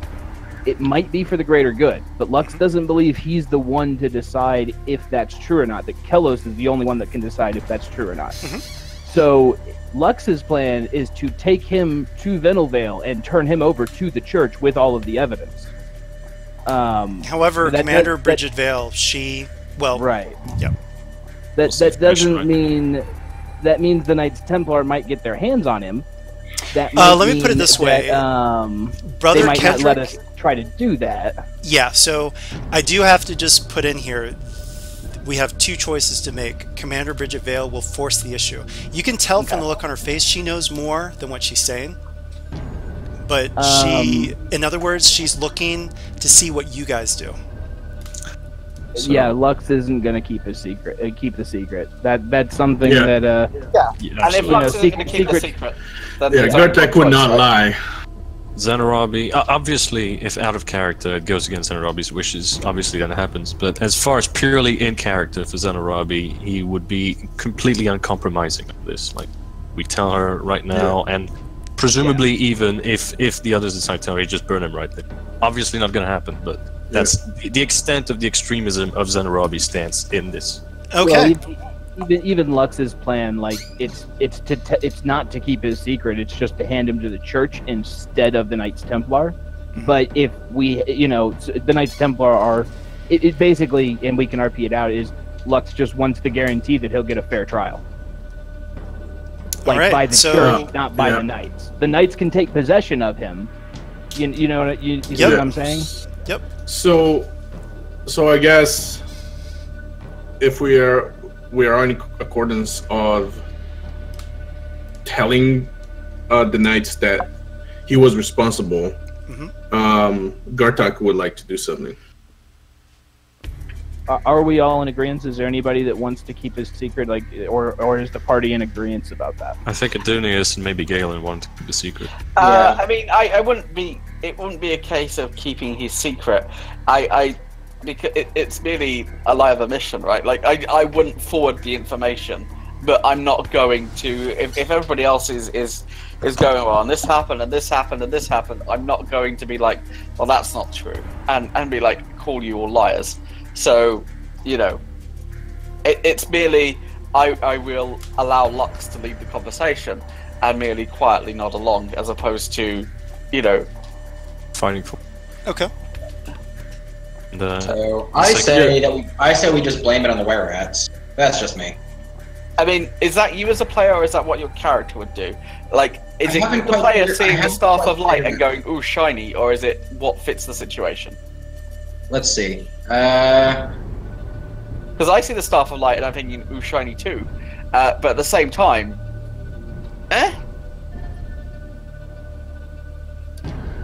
Yep.